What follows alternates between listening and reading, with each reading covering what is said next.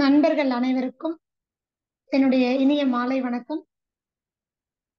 இந்த இனிய மாலை வேளையிலேயே தியானம் முடித்து ரொம்ப ஃப்ரெஷ்ஷா எல்லாரும் அவளோட உட்கார்ந்துக்கிறீங்க. இந்த பிரபஞ்ச சக்தி என்னை ஒரு கருவியாக மாற்றி உங்களிடம் சில கருத்துக்களை பரிமாறுவதற்கு வாய்ப்பு கொடுத்ததற்காக பிரபஞ்சத்திற்கு நன்றி அளித்து, இறை சாதனை மார்க்கம் எனக்கு கொடுத்திருக்க இந்த நல் வாய்ப்பை பயன்படுத்தி என்னுடைய கருத்துக்களை கேட்பதற்கு தயாராக இருக்கக்கூடிய நன்மக்கள் அனைவருக்கும் என்னுடைய மனமார்ந்த நன்றிகளை முதற்கண் தெரிவித்துக் கொள்கிறேன். உண்ணா நோன்பு இது பத்தி நம்ம இன்றைக்கு பேசுறோம் அப்படின்னு சொன்னா, காலம் காலமா நம்மளுடைய முன்னோர்கள் செய்துகிட்டு இருக்கக்கூடிய ஒரு வழிமுறை எல்லாருக்கும் தெரியும். ஆனா இந்த உண்ணா நோன்பு இருக்கும் பொழுது வரக்கூடிய சில தொந்தரவுகள், சில இடைஞ்சல்கள், உண்ணா நோன்பு இருக்கும் பொழுதும் சரி, மௌன விரதம் இருக்கும் பொழுதும் சரி. மௌன விரதம் பத்தி நான் அதிகமா இறைசா மார்க்கத்தை சேர்ந்தவங்களுக்கு நான் சொல்லித் தரணுங்கிற அவசியமே இல்லை. காரணம் என்னன்னா, ரொம்ப அற்புதமா ஐயா வேதாத்ரி மகரிஷி ஐயா இருந்த காலத்துல இருந்து அவர் கொடுத்த ஒரு அற்புதமான ஒரு வழிமுறை. மையத்துக்கு வந்து காலை 9 மணில இருந்து மாலை 5, 6 மணி வரை மௌனம் அப்படிங்கிற ஒரு டேகோட எல்லாரும் நாங்களாம் கலந்துருக்கோம். கிட்டத்தட்ட ஒரு 9 வருடங்கள் அவரோட நாங்க இணைஞ்சு இதுல இருந்திருக்கோம். அப்பதான் உண்மையாவே அந்த இடத்துல மௌனம் இருக்கிறது எவ்வளவு எளிமை, வீட்டுல சமுதாயத்துல மக்களோட மற்றவர்களோட இணைந்து பண்றது எவ்வளவு கடினம் அப்படிங்கறதே எனக்கு புரிஞ்சுது. படிச்சிருக்கோம், ஹாஸ்பிட்டல்ல பிராக்டிஸ் பண்ணியிருக்கோம், மக்களுக்கு சொல்லியிருக்கோம். ஆனா அந்த ப்ராக்டிக்கல் டிஸ்டர்பன்ஸ் இருக்கு இல்லைங்களா, அதாவது ஒரு நடைமுறையில இருக்கக்கூடிய சிக்கல்கள் அது இல்லாம ரொம்ப அழகா மென்மையா, அதாவது ஒரு பழத்தை எடுத்து ஜூஸ் ஆக்கி கொடுத்ததுதான் ஐயா சொன்ன அந்த வழிமுறை.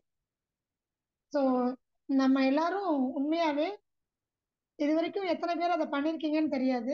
தயவு செய்து மன்றத்துல இந்த மாதிரி மையங்கள்ல போய் பண்ணுங்க. அதுதான் எளிமையான வழிமுறை. அந்த டேக மௌனம்ங்கிற அந்த ஸ்டிக்கரை பார்த்துட்டாங்கன்னா நம்மளை பார்த்தோன்னே இல்லை தலையை குனிஞ்சிட்டு போயிருவாங்க. நம்மளை பார்த்து கண்ணுக்கு கண்ணா பார்த்து அசைவு கூட கொடுக்க மாட்டாங்க. சைலண்ட் லாங்குவேஜ் கூட அங்க இருக்காது. அவ்வளவு மரியாதை, அவ்வளோ அழகா நான் வந்து மையத்துல அனுபவிச்சிருக்கேன். நிறைய மையங்களுக்கு நான் மௌனம் இருக்கணும்னு என்னுடைய ஃபாலோவர்ஸ்க்கோ இல்லை யாராவது கேட்டாங்கன்னா நான் சொல்ற ஒரே இடம் இன்று வரைக்கும் ரொம்ப எளிமை. மௌனம் இருக்கணும்னா நீங்க போக வேண்டிய இடம் வேதாத்ரி மகரிஷி ஐயாவுடைய மன்றம் எங்க இருக்குன்னு பாருங்க. மையத்துக்கு போங்க. மாதம் ஒரு முறையாவது சனி ஞாயிறுகள்ல என்ன வச்சிருப்பாங்க, மௌனம் வச்சிருப்பாங்க. அங்க போயிடுங்க, அவ்வளவுதான். வேற ஒண்ணுமே நான் சொல்ல மாட்டேன். எல்லாம் அவங்களே ஃபாலோ பண்ணுவாங்க. நமக்கு என்ன செய்யணும் செய்யக்கூடாதுன்ற அப்படியே குழந்தை மாதிரி கை பிடிச்சு கூட்டு போயிருவாங்க. சோ இனிமேலாவது இதை கேட்கக்கூடிய நண்பர்களே, இதுக்கு முன்னாடி வந்து போகல கேள்விப்பட்டிருக்கோம்னு சொன்னா கூட தயவு செய்து, குறிப்பாக பெண்கள், கட்டாயம் மாதம் ஒரு முறை மௌன விரதம் இருந்தீங்கன்னா குடும்பம் சந்தோஷமா இருக்கும். நீங்க பேசாததுனால கிடையாதுங்க, நான் அனுபவிச்சிருக்கேன், அதனால சொல்றேன். எந்த இடத்துல உடனடியா நீங்க பதில் சொல்லணும், எந்த இடத்துல நிதானமா யோசிக்க டைம் கிடைக்குதோ அந்த இடத்துல நீங்க நிறுத்தி நிதானமா அதுக்கான பதில சொன்னீங்கன்னா அதுக்கு விளைவு பாத்தீங்கன்னா ரொம்ப சிறப்பா இருக்கும். நல்லதா மட்டும்தான் இருக்கும். நம்மளே பல நேரங்கள்ல யோசனை பண்ணிருப்போம், நமக்கே தெரியும், கொஞ்சம் நான் அவசரப்பட்டுட்டேன், அப்படி நான் பேசியிருக்க கூடாது. இதுதான் என்கிட்ட இருக்கிற தப்பு. நிறைய பெண்கள் நம்ம கிட்ட வரும்போது சொல்லுவாங்க, நான் கொஞ்சம் யோசிச்சிருக்கலாம், அவசரப்பட்டு வார்த்தைகளை விட்டுட்டேன், தெரியாம பண்ணிட்டேன். அதுக்கப்புறம் நீங்க வார்த்தைகளை கொட்டிட்டீங்கல்ல, திருப்பி பொறுக்க முடியாது. அது என்ன உமிழ்நீரா, தவறி வாய் வழியா வந்துருச்சு, சரி அது உமிழ்நீர் தானே, போயிட்டு மண்ணை போட்டு தள்ளுறது, தண்ணி போட்டு இல்லை தொடச்சிக்கிறது பண்ண முடியாது. வார்த்தைகள் வெளியில வந்தாச்சுன்னா நல்ல வார்த்தைகளா இருந்தா நல்ல பலனை கொடுக்கும். நல்ல பலனை கொடுக்குதோ இல்லையோ கெட்ட பலனை கொடுக்காது, யாரையும் பாதிக்காது. ஆனா நாம் அவசரத்துல பேசக்கூடிய தவறான வார்த்தைகள், தவறான நோக்கத்தோடு வரக்கூடிய வார்த்தைகள், பேசுறதுனால வரக்கூடிய அந்த கஷ்டம் இருக்கு பார்த்தீங்களா, அது மிகப்பெரிய மகா பாவம். அது இன்னொருத்தரோட மனசை பாதிச்சதுன்னா, இதனால ஒரு ஒருத்தர் மனசு நொந்து போயிட்டாங்கன்னா அல்லது வாழ்க்கையிலேயே சின்ன சின்ன இப்பதான் கல்யாணம் பண்ணிருக்கேன், இல்லை ஒரு 5 வருஷம் தான் ஆகுது, இதுலதான் நிறைய சிக்கல்கள் வரும் குடும்பத்துல. ஏன்னா 5 வருட காலம் ஆகுது ஒருத்தரை ஒருத்தரை சரியா முறையா புரிஞ்சுக்கிட்டு, ஓகே, இவருக்கு இதான் பிடிக்கும், இவர் இதைதான் செய்வாரு, நீங்க 1000 தடவை சொன்னாலும் அவர் தான் பண்ண போறான்னு புரிஞ்சுக்கிட்டு, சரி இதை நம்மளே பண்ணிடுவோம்னு செய்யக்கூடிய பெண்கள் நிறைய பேர். இல்லைன்னா வார்த்தைகளை விடக்கூடிய பெண்கள் எத்தனையோ பேர் அவசரப்பட்டு. அந்த நேரம் கொஞ்சம் அமைதியா. இதுல நம்மளுடைய முன்னோர்கள் ரொம்ப எளிமையா ஒரு வழிமுறை சொல்லி கொடுத்தாங்க. என்ன தெரியுமா? எந்த ஒரு முடிவு எடுக்கிறதா இருந்தாலும் கொஞ்சம் தள்ளி போடணும். என்னதுங்க? கொஞ்சம் தள்ளி போடணும். இது ஒரு விதமான மௌனம். எதுக்கு? அந்த முடிவு எடுக்கிறதுக்கு, அதை வெளிப்படுத்துறதுக்கு காலதாமதம் எடுத்துக்கணும். முன்னோர்கள் சொன்னது. கொஞ்ச நேரம் பொறுமையை விட்டுறணும், உடனே ரியாக்ட் பண்ணக்கூடாது. அதனாலதான் கணவன் மனைவியாக எந்த தம்பதிகளும் கோர்ட் வாசலுக்கு போய் டைவோர்ஸ் நின்னதே கிடையாது. பாத்திருக்கீங்களா? தாத்தா பாட்டி எல்லாம் எங்கேயாவது எந்த கோர்ட்டுக்காவது போயிருக்காங்களான்னு? ஆனா இன்னைக்கு இருக்கக்கூடிய தாத்தா பாட்டிங்க, இப்போ இருக்கக்கூடிய தாத்தா பாட்டிங்க ஒரு 50 வயசு 55 வயசு, டைவோர்ஸ்க்கு அவங்க கேஸும் அதிகமாயிட்டு இருக்கு இப்போ. ஏன்னா அத்தனை வருஷம் ஆனாலும் புரிஞ்சுக்கிறது இல்லை. காரணம், தன்னை மாற்றிக்கொள்ள தயாராக இல்லை. இதை ஒன்ன ஃபாலோ பண்ண போதும் குடும்பம் சந்தோஷமாக இருப்பதற்கு. ஏன்னா பெண்களை பொறுத்த வரைக்கும் ஆண்கள் இங்க இருந்து யோசிப்பாங்க, பெண்கள் எதையா இருந்தாலும் டக்குன்னு என்ன பண்ணுவாங்க, எமோஷனல்ஸ். அவங்க என்ன பண்ணுவாங்க, உடனடியா உணர்ச்சி வசப்படக்கூடியவர்கள். அன்பு, பண்பு, பாசம், ஏமாற்றம் இது எல்லாத்தையும் உள்வாங்கி அது மூலமா சூழலை, ஒரு மனிதனை எடை போடக்கூடிய தன்மை உள்ளவர்கள் பெண்கள். அது மட்டும் இல்லாம பெண்களுக்கு ஒரு பின் புத்தி இருக்கு. பெண் புத்தி, பின் புத்தி தவறா சித்தரிச்சுட்டாங்க. அதை நான் தெளிவுபடுத்திக்க விரும்புறேன். பெண்ணினுடைய பின் புத்தி இருக்கு பார்த்தீங்கன்னா, அது பின்னாடி நடக்க போற விஷயங்களை உணர்ந்து அறிந்து இதை செய்யலாமா செய்யக்கூடாது, இந்த சூழல்ல எப்படி நடந்துக்கணும்னு ரொம்ப கிளவரா யோசனை பண்ணி அந்த காரியத்தை நல்லபடியா முடிக்கக்கூடியவர்கள் பெண்கள். எடுத்தோம் கவிழ்த்தோம் இல்ல. ஆனா பல நேரங்கள்ல உணர்ச்சி பூர்வமா இவங்க கிட்ட எடுக்கக்கூடிய முடிவுகள் உடனடியா எடுக்கிறதுனால, அல்லது அப்படி ஒரு சூழலுக்கு தள்ளப்படுறதுனால, இதை நான் சொல்லணும் இல்லையா, உடனே சொல்லணும்னு சொல்றாங்களே, அதனாலதான் நான் இந்த முடிவு எடுத்தேன். எத்தனை பேர் அதை உணர்ந்திருக்கீங்க? நிறைய பேருக்கு இந்த அனுபவம் வீட்டுல இருக்கும். உடனே அதை யோசனை பண்ண அதை முடிவு பண்ணுன்னு சொல்றாங்க, ஆண்களால முடியும். ஆனா பல நேரங்கள்ல தவறா போயிடும். யாருமே ஆணோ பெண்ணோ உடனடியாக ஒரு காரியத்துக்கு முடிவெடுக்கவே கூடாது. கொஞ்சம் தள்ளி போடணும். குறைந்தது சில மணி நேரங்களாவது. ஓகே, கொஞ்சம் எனக்கு டைம் கொடுங்க, தவறு ஒண்ணும் கிடையாது, தவறு கிடையாது. அதை விட நீங்க அவசரப்பட்டு எடுக்கிற முடிவு தவறாய் போயிடுச்சு அப்படின்னா, நாளைக்கு நீங்க அந்த உறவையே இழக்க வேண்டிய சூழல் ஏற்படும். அல்லது உங்கள் மீது அவங்களுக்கு ஒரு தவறான அபிப்பிராயம், எண்ணம் உதிக்கிறதுக்கு நீங்க பேசின அந்த அவசர வார்த்தைகளே காரணமாகும். நம்ம பாருங்க, எல்லாத்துக்குமே அடிப்படை காரணம் பாத்தீங்கன்னா, பேசுறத தள்ளி போடுது. ஷார்ட் டைம் சைலன்ஸ்ன்னு சொல்லுவோம் நாங்க. ஒரு 5 மணி நேரம், இல்ல 10 மணி நேரம், 12 மணி நேரம், ஒரு நாள் முழுக்க அப்படின்னு சொன்னா அது மௌனம். 1 மணி நேரம் 2 மணி நேரம்னா ஒரு ஒரு ஷார்ட் டைம், அது ஒரு மாதிரியான ஒரு சைலன்ஸ், அது வேணும். எங்க பேசணுமோ அங்க பேசணும், எங்க பேசக்கூடாதோ அங்க மௌனமா இருந்தோம். இது பல பிரச்சனைகளுக்கு நல்ல முடிவை தானாவே கொடுக்கும், நீங்க யோசிக்கவே வேண்டாம். பல பிரச்சனைகளுக்கு நீங்க அமைதியா இருந்துட்டா அவங்களே ரியலைஸ் பண்ணி நம்ம கிட்ட வந்து பேசி அது பிரச்சனையே இல்லாத மாதிரி ஆக்கிடுவாங்க. இது எவ்வளவு நல்லா இருக்குல்ல கேட்கறதுக்கு. அப்படிதான் நம்ம குடும்பங்கள்ல நிறைய நடக்கும். நம்ம ஒரு விஷயத்த ஏதோ ஒரு சூழல் ஏற்பட்டிருக்கோம், நம்ம எந்த முடிவுமே எடுக்காம நம்ம சைலண்டா இருந்திருப்போம், கவனிச்சுட்டே இருந்திருப்போம். என்னதான் பண்றீங்க, எக்ஸ்ட்ரீமா உங்களால முடிஞ்ச வரைக்கும் பாருங்க அப்படின்னு வீட்டுல என்ன பண்ணிருப்பாரு, கணவரோ அல்லது ஒரு மகனோ வந்து சத்தம் போட்டு போயிருப்பாரு. அவங்க என்ன பண்ணிருப்பாங்க, ஏதோ உனக்கு பண்ணுங்க அப்படின்ட்டு போயிருப்பாங்க. நம்மளும் முரண்டு பிடிச்சி, ஆணுக்கு பெண் சமம், அது எப்படி ஒரு தாயே ஒரு மகன் வந்து இப்படி பேசலாம், நான் வளர்த்து பையனாச்சு, அல்லது என் கணவர் எப்படி இப்படி பேசலாம், அவரை நம்பிதானே நான் இருக்கேன் இப்படின்னு நீங்க நினைச்சுக்கிட்டு அவசரப்பட்டு வார்த்தைகளை விட்டுட்டீங்கன்னு வைங்க, குடும்பமே பிரிஞ்சு போடும். அந்த பையனுக்கு தாய் மேல இருந்த நல்ல அபிப்பிராயமே போடும். இப்படி பல குடும்பங்கள் கவுன்சிலிங் வராங்க. இப்போ இந்த இடத்துல முடிவெடுக்க வேண்டியது, முடிவெடுக்க சூழல் இருக்க வேண்டியது, மௌனம் காக்க வேண்டியது தாய், ஒரு பெண் தான். காரணம் என்ன அப்படின்னு சொன்னா, அவங்க ஒருத்தர் சரியா முறையா நடந்துக்கிட்டாங்கன்னா எத்தனை பேரை வேணா மன்னிச்சு அரவணைச்சு குடும்பத்தை பிரியாம பாத்துக்க முடியும். இதுல தாங்க நம்மளுடைய முன்னோர்கள் காலத்துல கூட்டு குடும்பம் நிலைத்ததற்கு காரணம் குடும்ப பெண்கள் மட்டும்தான். ஆண்கள், பிள்ளைகள், மாமா, மச்சான், ஊர்ல இருக்க எல்லாம் என்ன வேணா பேசுவாங்க. அந்த பெண் ரொம்ப ஸ்ட்ராங்கா இருப்பாங்க. ரொம்ப ஸ்ட்ராங்கா இருப்பாங்க. நிறைய அவங்களுக்கு பட்ட பேர்லாம் இருக்கும்.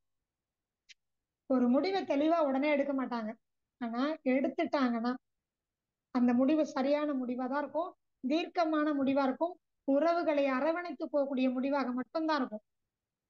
அங்க உறவுகளை அரவணைச்சு போயிட்டோம்னா உடல் நல நோய்கள் வரவே வராது இல்லையா? ஏன்னா மனதளவுல அவங்க பாதிக்கப்பட்டா தானே அடுத்தது உடல் பாதிக்குது. அப்ப உறவுகள் எல்லாம் அவங்க அரவணைச்சு போறதுனால அங்க உணர்வு ரீதியான ஒரு நல்ல உணர்வு, நல்ல மன உறவு அங்க எல்லாமே இருக்கும்ல. ஒரு சந்தோஷம், நிம்மதி, ஆக மொத்தத்துல நல்லது கிடைக்குதோ இல்ல கெட்டது நடக்காது. பிரச்சனை இருக்காது. அதோட முடிஞ்சு போயிடும். கொஞ்ச நேரம் அமைதியா இருந்து நல்ல முடிவா எடுத்தா வேலை முடிஞ்சது. அவசரப்பட்டு முடிவு எடுத்து உறவுகளை இழக்கிறதுக்கு பதிலா இழந்து போகக்கூடிய ஸ்டேஜ்ல இருக்கக்கூடிய நம்மளை கைமீறி போகக்கூடிய ஒரு உறவு இருந்தா கூட மௌனம் சாதித்து சற்று டைம் எடுத்து நேர காலம் எடுத்துக்கிட்டு நீங்க ஒரு முடிவு எடுத்தீங்கன்னா அதனால இழந்து போன நம்மளுடைய மீட்டெடுக்க முடியாத உறவுகளை கூட மீட்டெடுக்க முடியும். அன்பு அதை செய்யும். ஒரு பெண்ணால் அது முடியும். ஏன் அப்படின்னு சொன்னா உணர்வு ரீதியானவள் பெண். ரொம்ப எளிதில் மன்னிக்க கூடிய குணம் உள்ளவள் ஒரு பெண். அதனாலதான் சக்தின்னு சொல்றோம். அதனாலதான் குடும்ப நிர்வாகம்ங்கிறது ஒரு பெண்ணினுடைய கையில அன்றைக்கு இருந்தது. அன்றைக்கு பெண்ணினுடைய கையில கொடுத்த நிர்வாகமும் அது உறவு முறையா இருந்தாலும் குடும்பமா இருந்தாலும் பணமாக இருந்தாலும் நிர்வாகம் அவங்க கையில இருந்ததுனாலதான் செல்வ செழிப்போட 16 செல்வங்களோட நிம்மதியாக நீண்ட ஆயுளோட நிறைந்த சந்தோஷத்தோட வாழ்ந்தாங்க. இன்றைக்கு இருக்கக்கூடிய பெண்கள் இதைதான் முதல்ல படிக்கணும். மௌனத்திற்கு முக்கியத்துவம் கொடுக்கணும். நான் சொல்லக்கூடியது ஒரு நாள் 2 நாள் மௌனத்தை பத்தியே இப்ப பேசல. இந்த 1 மணி நேரம் 2 மணி நேரம் ஒரு முடிவெடுக்கிறதுக்கு கொஞ்சம் காலம் எடுத்துக்கிட்டீங்க அப்படின்னாலே பாத்தீங்களா குடும்பத்துல எவ்வளவு பல சிக்கல்களை நம்ம தவிர்க்க முடியும். சின்ன சின்ன வார்த்தைகள் தான். சின்ன சின்ன வார்த்தைகள் தான். அவசரப்பட்டு பேசக்கூடிய வார்த்தைகள் தான் குடும்பத்தை பிரிக்குது. அந்த வார்த்தைகளை மட்டும் நீங்க கவனமா ஹேண்டில் பண்ணி அந்த வார்த்தைகளை உபயோகிக்காம விட்டுட்டீங்க. கொஞ்சம் டைம் எடுத்து அதையே பாலிஷ்டா சொல்லுவாங்கல்ல ரொம்ப அழகா ரொம்ப ஈஸியா. அதே மாதிரி ஆண்களுக்கும் சட்டுன்னு என்ன பண்ணிடுவாங்கன்னா அவங்க பல விஷயங்களை மனசுக்குள்ளேயே போட்டு மூடிப்பாங்க. ஆனா மனைவி கிட்ட மட்டும் தாங்க ரொம்ப உரிமை எடுத்துப்பாங்க. கணவன்மார்களுக்கு எல்லாருக்கும் தெரியும் என்ன பண்ணாங்கன்னா வெளியில இருக்கிறவங்க கிட்ட எல்லாம் சமாளிச்சிருவாங்க. ஐயோ அவர் என்ன நினைச்சிருவாரோ, இவர் என்ன நினைச்சிருவாரோ, ஓனர் நமக்கு சம்பளம் கொடுக்க மாட்டாரு, முதலாளி நம்மள வேலையை விட்டு தூக்கிடுவாரு அப்படின்னு ஒண்ணுத்துக்குமே ஆகாதவன். நல்லாவே தெரியும் அந்த கணவருக்கு அவன் எந்த விதத்திலும் தனக்கு தகுதி இல்லாதவன். ஆனா அவன் ஓனரா இருப்பான், அவன் முதலாளியா இருப்பான், அல்லது ஒரு ஹையர் அபிஷியலா இருப்பாரு. சோ அவர் என்ன சொன்னாலும் தலையெழுத்தேன்னு வாங்கிட்டு வருவாங்க. ஆனா வீட்டுல தனக்காகவே வாழக்கூடிய ஒரு பெண், தன்னை மட்டுமே நம்பி இருக்கக்கூடிய ஒரு பெண், தன்னை மட்டுமே ஆதாரமாக பாதுகாப்பா நினைச்சு வந்திருக்கூடிய ஒரு பெண் ஒரு சின்ன எதுலயாவது ஒண்ணுல சாம்பார்ல உப்பு கம்மியாச்சு இல்லைன்னா அந்த 2 விஷயங்க சாப்பாட்டுல வரக்கூடாத 2. எந்த பெண்ணும் தான் முடிய பிச்சு சாப்பாட்டுல போட்டு சமைக்க மாட்டாங்க. ரோட்ல இருக்க கல்லை எடுத்து போட்டு சமைக்க மாட்டாங்க இல்ல. இதை எந்த ஆணும் சிந்திக்க மாட்டாங்க. ஆண்கள் சிந்தனையாளர்கள் தான், அறிவுபூர்வமாக வேலை செய்யக்கூடியவங்க தான், பேசக்கூடியவங்க தான். ஆனா இந்த மாதிரி விஷயங்களை கொஞ்சம் கோட்டை விட்டுருவாங்க. காரணம் உரிமை. ஆனா இந்த உரிமை தவறானது. ஏன்? வார்த்தைகளை விட்டுருவாங்க. சட்டன்னு என்ன பண்ணிடுவாங்க கோவப்பட்டு வார்த்தைகளை விட்டுட்டு அப்ப என்ன ஆயிடும் அங்க ஆரம்பிக்கும். வார்த்தை ரொம்ப கேவலமா வரும். என்னது இது, கல்லெல்லாம் வருது, பல்லே போச்சு எனக்கு. இவர் டீ குடிக்கிறதுனால 5 ரூபாய் டீ கடையில போய் ஒரு நாளைக்கு 5 டீ குடிப்பாரு. ஆபீஸ்ல ஒரு 4 டீ குடிப்பாரு. ரோட்ல பலகாரம் பொரிச்சிருப்பாங்க, வடை பஜ்ஜி போண்டா அதெல்லாம் டீ டைமுக்கு வந்திருக்கும், அதை சாப்பிட்டுப்பாரு. அதுல எல்லாம் போகாத பல்லு பொண்டாட்டி சமையல்ல அரிசி கடைக்காரன் கல்லு போட்டதோ இல்ல கடுகுல கல்லு வந்துச்சோ இல்ல சீரகத்துல கல்லு வந்துச்சோ அல்லது மிளகுல இல்ல எதுலயாவது ஒண்ணுல சமைக்கிற சின்ன பொருளோட கல்லு வந்திருக்கலாம். எந்த பொண்ணும் அள்ளி அள்ளி போட்டு சமைக்கல. அப்படி தெரியாம வந்திருக்கும் ஒண்ணு. சரி, கவனக்குறைவுன்னு தான் வச்சுக்கோங்க. நான் அதை கூட பார்த்து கடுகுக்குள்ள கல் இருக்குதான்னு பார்த்து, நீங்க தான் வாழ்ந்து கொடுக்குறீங்க, நல்ல கடைன்னு சூப்பர் மார்க்கெட்ல நாங்களும் அள்ளி போடுறோம். அதுல கல் இருக்கும்னு எங்களுக்கும் நீங்க சாப்பிட்டு பார்த்து கடிக்கும் போது தான் தெரியுது, ஓ கல் இருந்துச்சு எதுலயோன்னு. அதுக்கப்புறம் நாங்க மாத்திப்போம். ஏன்னா சாப்பிடும்போது கல் வந்தா எவ்வளவு ஒரு டென்ஷன் ஆகும், எவ்வளவு ஒரு இடைஞ்சல் ஆகும்னு எல்லாருக்குமே தெரியும். ஆணுக்கு மட்டும் இல்ல, பெண்ணுக்கும் தெரியும், குழந்தை கூட தெரியும். அப்பா அப்படின்னு என்னாச்சு, கல்லு பல்லு கூசும், எல்லாருக்கும் தெரியும்ல. அது அந்த சமயத்துல உணர மாட்டோம். புரிஞ்சுக்கிட்டு அடுத்த நாள் கொஞ்சம் கவனமா பண்ணுவாங்க. ஆனா அதுக்குள்ள இங்க என்ன ஆயிடும், உறவுகளே அப்பா இவன் கூட வாழ்ந்தது போதுண்டான்னு சொல்ற அளவுக்கு வார்த்தை ரொம்ப ஆழமா கத்தி மாதிரி பாஞ்சிரும். இதான் உங்க அம்மா சொல்லி கொடுத்த லட்சணமா, இப்படிதான் உங்க அம்மா குடும்பம் எடுத்து சொல்லி கொடுத்தால, அவ்வளவுதான் முடிஞ்சு, சுருன்னு ஏறிடும். நாளைக்கு கல் எதுல இருக்குன்னு பார்த்து கண்டுபிடிச்சு இது இல்லாம பண்ணணும்னு நல்ல எண்ணத்தோட இருக்கிற பொண்டாட்டி கூட என்ன ஆகும், அம்மா குடும்பத்தை பத்தி பேசிட்டாங்கல்ல, உங்க அம்மா இப்படித்தான் சொல்லி கொடுத்தாளா, உங்க அக்கா இப்படி குடும்பம் நடத்திதான் நிறைய குடும்பத்துல வந்திருக்காங்க, நம்ம பார்த்திருக்கோம் நிறைய கவுன்சிலிங்ல. இந்த கல்லு பண்ற பிரச்சனை இருக்கு பாருங்க, கல்யாண வாழ்க்கையை இல்லாம பண்ணிடும். கல்யாண வாழ்க்கையை முடிச்சிட்டு வேலை பண்ணிடும். அப்புறம் இந்த முடி எங்கேயோ எப்படி வந்துச்சோ தெரியாது, பெரும்பாலும் கீரைகள்ல வந்துருங்க. பொன்னாங்கண்ணி கீரையில முடி இல்லைன்னா அந்த கீரை விளைஞ்சது கிடையாது. என்னுடைய பாட்டி சொல்லுவாங்க, விளைஞ்சிருந்த பொன்னாங்கண்ணியா இருந்தா மயிறு மயிரா தான் வரும். எப்படி அந்த காலத்துலங்க, என் பாட்டி இறந்த கிட்டத்தட்ட ஒரு 20 வருஷம் ஆச்சு. அவங்க இருந்தது 103 வயசு வரைக்கும். என் பாட்டி சொல்றாங்க, பொன்னாங்கண்ணி கீரையில மயிறு இல்லைன்னா அது விளைஞ்சது கிடையாது. எப்படிங்க, எங்க விளையும் அது, தண்ணி ஓட சாக்கடை தண்ணி நிறைய நீர் பாய்ச்சல் இருக்கக்கூடிய பகுதியில அங்கதான் அது முளைக்கும். அப்போ அதை அடிச்சுட்டு வரும்போது, காத்துல பறந்து வரும்போது எங்க இருக்கிற முடியெல்லாம் அதுல சிக்கியிருக்கும். நீங்க இன்னைக்கும் பாருங்களேன், பொன்னாங்கண்ணி கீரையில ஒரு கட்டுல ஒரு முடியாவது இருக்கும். அது எல்லாருக்கும் நான் அனுபவம் இருக்கும். அருகம்புல் இருக்கோ இல்லையோ, முடி இருக்கும், கண்டிப்பா இருக்கும். சிக்கி சதுரி அப்படி உள்ள ஒன்னே ஒன்னாவது சிக்கிட்டு இருக்கும். இல்ல அப்படின்னா அது விளைஞ்சது இல்லை அப்படின்னா நான் அப்படியுமே விளைய வச்சிருக்காங்கன்னு அர்த்தம். அதாவது அர்த்தம் என்னன்னு கேட்டீங்கன்னா, இயற்கையில அதுவா தானா முளைச்சா சத்துக்கள் நிறைந்து அது வரும். ஏன்னா அந்த மண்ணுல அதுக்கு அந்த தன்மை கிடைக்கும், அங்கதான் அது முளைக்கும். ஒரு இடத்துல இருந்து இன்னொரு இடத்துல வேரோட பிடிங்கி வச்சா எந்த தாவரமும் வராது, மூலிகைகள் பெரும்பாலும் வராது. அதனால அங்க இருக்கிறது அங்கேயே விட்டு அங்கேயே இருந்து பறிச்சு எடுத்துட்டு வந்து நம்ம சமைக்கணும். எனக்கு வேணும் அப்படின்னு அதை பிடிங்கிட்டு வந்து வீட்டுல வச்சுன்னா சிக்கோட அடுத்த நாள். அதனாலதான் முன்னோர்கள் சொன்னாங்க, பொன்னாங்கண்ணி கீரையை விளைஞ்சிருந்து நீ எடுத்துட்டு வந்தேன்னா அது இயற்கையானது, அதுல முடி இருக்கும். நீயா விளைய வச்சு எங்கேயாவது உரம் போட்டு நிலத்துல போட்டு நீ பண்ணியிருந்த அப்படின்னா அதுல என்ன இருக்கும், முடி கூட இருக்காது. அப்படின்னா அர்த்தம் முடி அளவு கூட சத்து இருக்காதுன்னு அர்த்தம். இயற்கையான உரம், இயற்கையான சத்து அங்க இல்ல. நீ பஞ்சகவியமே கொட்டினாலும் நிலத்துல என்ன பண்ணாலும் பொன்னாங்கண்ணி அது மட்டும் பொண்ணு, அதுல தங்கத்தினுடைய பொன்னினுடைய சத்துக்கள் இருக்கு. அதனாலதான் அதை சாப்பிட்டா என்ன ஆகும், பட்ட பகல்ல கூட நீங்க என்ன பார்க்கலாம், நீங்க நட்சத்திரங்களை பார்க்கலாம். அந்த அளவுக்கு கண்ணுக்கு பொன்,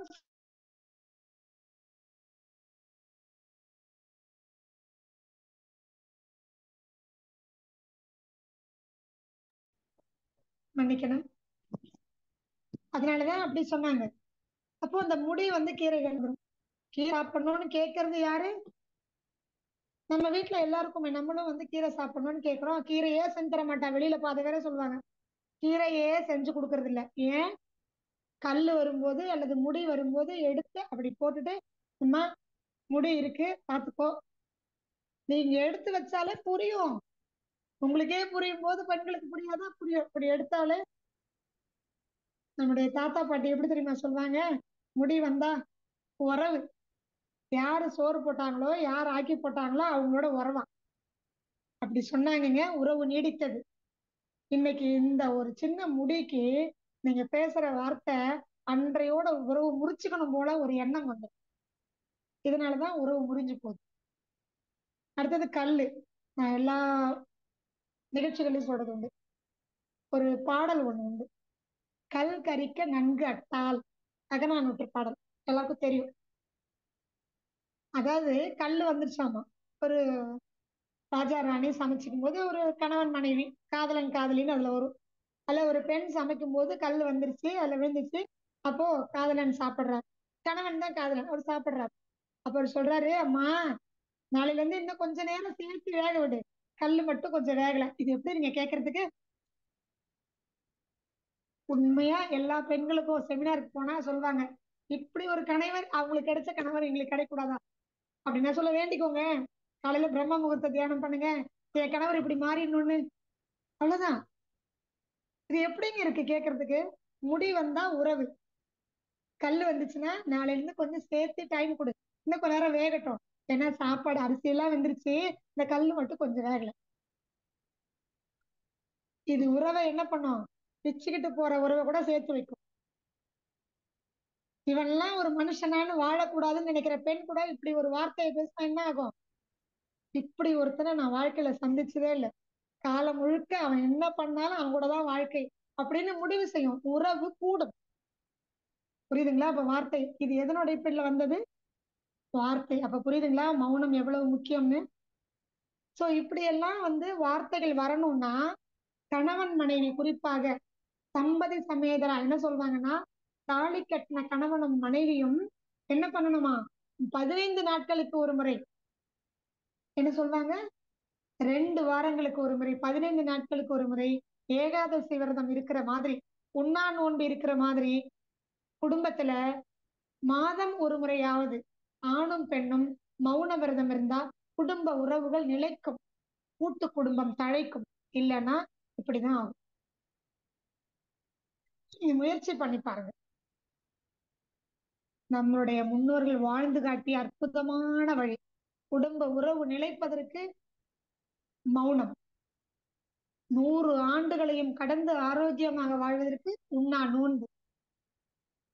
அப்போல்லாம் உண்ணா நோன்பு பண்ணினதுனால ஆஸ்பத்திரி பக்கம் தலை வச்சு கூட படுக்கல. புரியுதுங்களா? ஏன் சொல்லுங்க? ஆஸ்பத்திரி பக்கம் ஏன் போய் தலை வச்சு கூட படுக்கல? அவசியம் ஏற்படல. அவ்வளவுதான். எப்படி? உண்ணா நோன்பு உயரிய மருந்து. என் முப்பாட்டன் தாத்தன் பாட்டன் சொன்னது, நம்ம முப்பாட்டன் சொன்னது. உண்ணா நோன்பு உயரிய மருந்து, அவ்வளவுதான். அதற்கு இணையான மருந்து இல்ல.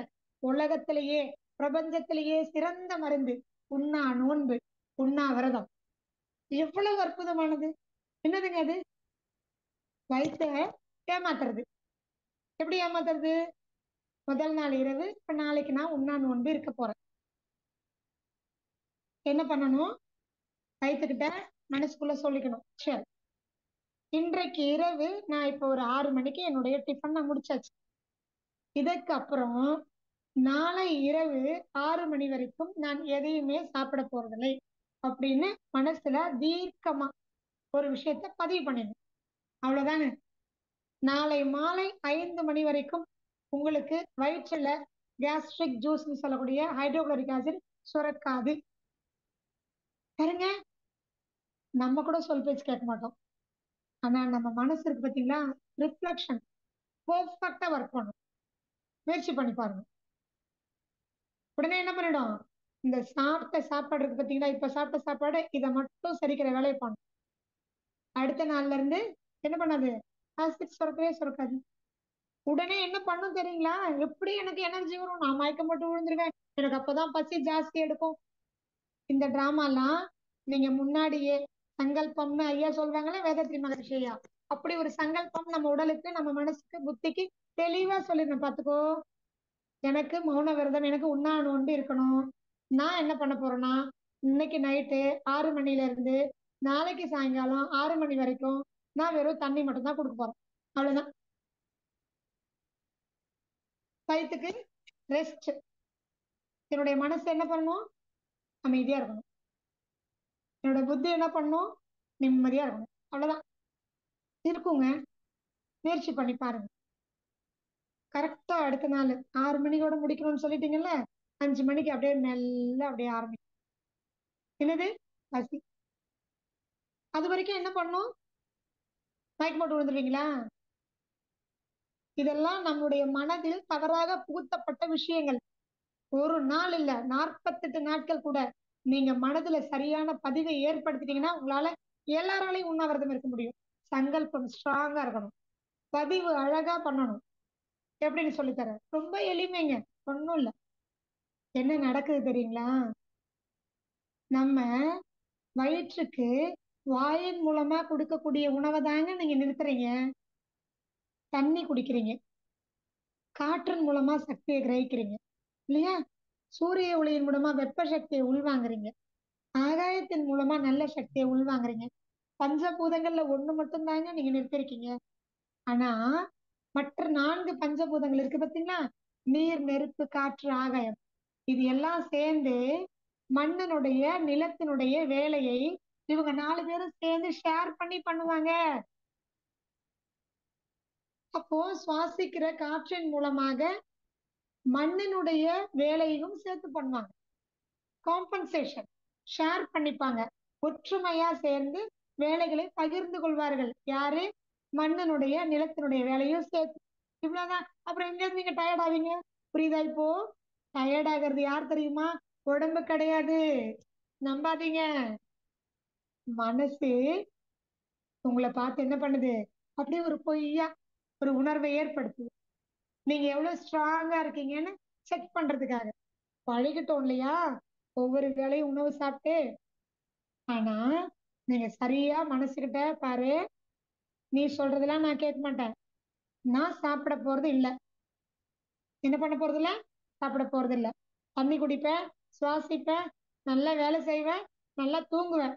ஓய்வு வேணும் போது. அவ்வளவுதான். இதான் செய்வேன். சாப்பாடு கொடுக்க மாட்டேன். ஆக மொத்தத்துல நீ என்ன பண்ணிக்கணும்? அமைதியா தான் இருக்கணும்னு சொல்லி பாருங்க. மனசளவுல சும்மா ஒரு இன்ஸ்ட்ரக்ஷன் கொடுத்து பாருங்க, கேக்குதா இல்லையான்னு மட்டும். இடையில இடையில கொஞ்சம் என்ன பண்ணும்? திருட்டுத்தனம் பண்ணும் மண்ணு. விளையாடி பார்க்கும். நம்மளை சோதிக்கும். அப்ப என்ன பண்ணணும் நம்ம? அமைதியா பொறுத்துட்டு, இல்ல இல்ல நான் ஸ்ட்ராங்கா இருக்கேன், என்னால முடியும் அப்படின்னு இருந்து பாருங்க. பசியாவது ஒண்ணாது, காணா போயிடும். மனசு நம்மளை ஏமாத்துதுன்னு புரிஞ்சுக்கணும். நம்ம உடனே என்ன பண்ணணும்? வயித்தை ஏமாத்தணும். எப்பெல்லாம் பசிக்குதோ அதையும் மீறி. முதல்ல ஆரம்பத்துல பண்ணும்போது கொஞ்சம் சிரமப்படுவீங்க சில பேர். அதையும் மீறி என்ன தெரியுமா பண்ணும்? அடி வயிற்றுல ஒரு துண்டை நனைச்சு பிழிஞ்சு அடி வயிற்றுல போட்டுக்கோங்க. அவ்வளவுதான். 5 நிமிஷம். என்ன பண்ணீங்க நீங்க? ஈர துணி போட்டீங்களா? அந்த ஈரத்தின் மூலமாக பிராண சக்தியை என்ன பண்ணிக்கும்? அந்த உடலை எடுத்துக்கிட்டு பசியை சரி செய்து கொள்ளும். அவ்வளவுதான். அப்ப மண் சக்தி சாப்பாடு கொடுக்க வேண்டாம். எளிமையா. அடுத்தது இன்னொன்னு பண்ணணும். வயிறு காலியா இருக்கும்போது அங்க ஆகாய சக்தி இருக்கா? பிராணவாயு இருக்கா?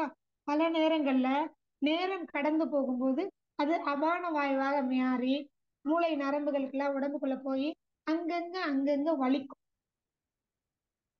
தலையை வலிக்கும். பெரும்பாலும் உண்ணாவிரதம் இருக்கும்போது உடனே பல பேர், ஓ இந்த உண்ணாவிரதம் இருந்ததுனால எனக்கு தலைவலி வந்துருச்சு. பயப்படாதீங்க. அது என்ன தெரியுமா? உடம்பு தன்னைத்தானே சுத்தம் செய்யுது. ஏன் இவ்வளவு நாளா செய்யலையா? நான் வயிறை காலியா இருக்கும்போது தான் செய்யணுமா? ஆமா. இன்னைக்கு தானே வயிற்றுக்கு நீங்க ரெஸ்ட் கொடுத்துருக்கீங்க. காலையில ஜூஸ், டிஃபனு, அப்புறம் இடையில ஒரு காஃபி, ஒரு போண்டா, அப்புறம் மதியான சாப்பாடு, திருப்பி சாயங்காலம் ஒரு டீ, ஒரு போண்டா, திருப்பி நைட்டு. எங்க நீங்க ஓய்வு கொடுத்தீங்க? இப்ப நீங்க ஓய்வு கொடுத்துட்டீங்கன்னா உடனே உடம்பு ஸ்டார்ட் சர்வீஸ் பண்ணிடுவோம். அவ்வளவுதான். உடனே கட கட கட கடன்னு என்ன பண்ணும்? அங்கங்க இருக்கக்கூடிய பயன்படுத்தப்பட்ட பிராணசக்தி, கார்பன் டை ஆக்சைடு, பிராணசக்தி எங்கெங்கெல்லாம் தேங்கி இருக்கு, கழிவுகள் எங்கெங்கெல்லாம் தேங்கி இருக்கு, நோய் கிருமிகள் எங்கெங்கெல்லாம் இருக்கு, எல்லாத்தையும் என்ன பண்ணும்? சூப்பர் ஃபாஸ்டா ஒரு மாஸ்டர் சர்வீஸ் பண்ணிடும். மாஸ்டர் சர்வீஸ், ஹோல் பாடி சர்வீஸ் நடக்கும். அப்படி சர்வீஸ் நடக்கும்போது சொல்லிடுறேன், உண்ணா நோன்பு இருக்கும்போது என்னெல்லாம் வரும்? பசி வரும். அடி வயிற்றுல அது ஒரு பொய்யான பசி. என்னது? மனசு ஏமாத்துற பசி. அதுக்கு என்ன பண்ணணும்? ஓகே நான் பாத்துக்கிறேன் அப்படின்னு ஒரு துண்டை நினைச்சு புழிஞ்சு அடி வயிற்றுல போட்டு படுத்துக்கோங்க. 10 நிமிஷம் படுத்தா போதும். அந்த ஈரத்தின் மூலமா சக்தி கிடைச்சி பசி தீர்ந்து விடும். ஒண்ணு. ரெண்டாவது, தலைவலி வரும். அடுத்தது வாமிட் வரும். வாந்தி. இதெல்லாம் குப்பை தானே? தலைவலி குப்பை தானே? அடுத்தது பேதி வயித்தால போகும். ஐயோ நான் ஒண்ணுமே சாப்பிடலையே, நேற்று நைட்டு சாப்பிட்டதோட சரியே, இந்த உண்ணாவிரதம் இருக்க சொன்னாலும் சொன்னாங்க, நானும் இருந்துட்டேன், என்ன போச்சு? வயித்தால போச்சு. பூப்பாடெல்லாம் போடாதீங்க. கூச்சல் போடாதீங்க. அது நம்மளை ஏமாத்த பாக்குது. குப்பை எல்லாம் வெளியில போகுது. போனா போட்டும். குப்பை தானே போகுது. சாக்கடை உள்ள இருந்தது வெளியில போகுது, போய் தொலையட்டுமே, உடம்பு சுத்தமாக வேண்டாமா? உடம்பு ரெடியா சூப்பரா ஃபாஸ்டா ஒரு சர்வீஸ் பண்ணுதா இல்லையா? பண்ணிட்டு போட்டோம். என்ன பண்ணணும்? சப்போர்ட் பண்ணணும். என்ன பண்ணணும்? சப்போர்ட் பண்ணணும். எப்படி பண்ணணும்? ஒண்ணு, இனிமா கருவின்னு எல்லாருக்கும் தெரிஞ்சிருக்கும். ஏற்கனவே இயற்கை மருத்துவத்துல ஒரு சின்ன கழிவு நீக்க பயிற்சி சொல்லியிருக்கேன் இல்லையா? நிறைய பேருக்கு தெரிஞ்சிருக்கும். தண்ணியை ஊத்தி மலைக்குடல்ல சுத்தமா கழுவி வெளியில எடுத்துட்டீங்கன்னு வைங்க, தலைவலி வராது, டயர்ட் ஆக மாட்டீங்க, நெஞ்சு கரிப்பு வராது, அங்கங்க வலி இருக்காது. முடிஞ்சா? ஓகே. கைத்தால போறது, ஒரே டைம் அங்க எல்லா குப்பையும் இருக்கா? எல்லாம் தண்ணி, சக்கை, எங்கெங்க இருந்தோ குப்பை கழிவு எல்லாம் போய் மலைக்குடல்ல இருக்கும். அப்ப இனிமே எடுத்தீங்கன்னா சோ பேதி போறது நின்று போயிடும். அடுத்தது வாந்தி. வாந்தி எடுத்து எடுத்து என்ன இருப்பீங்க?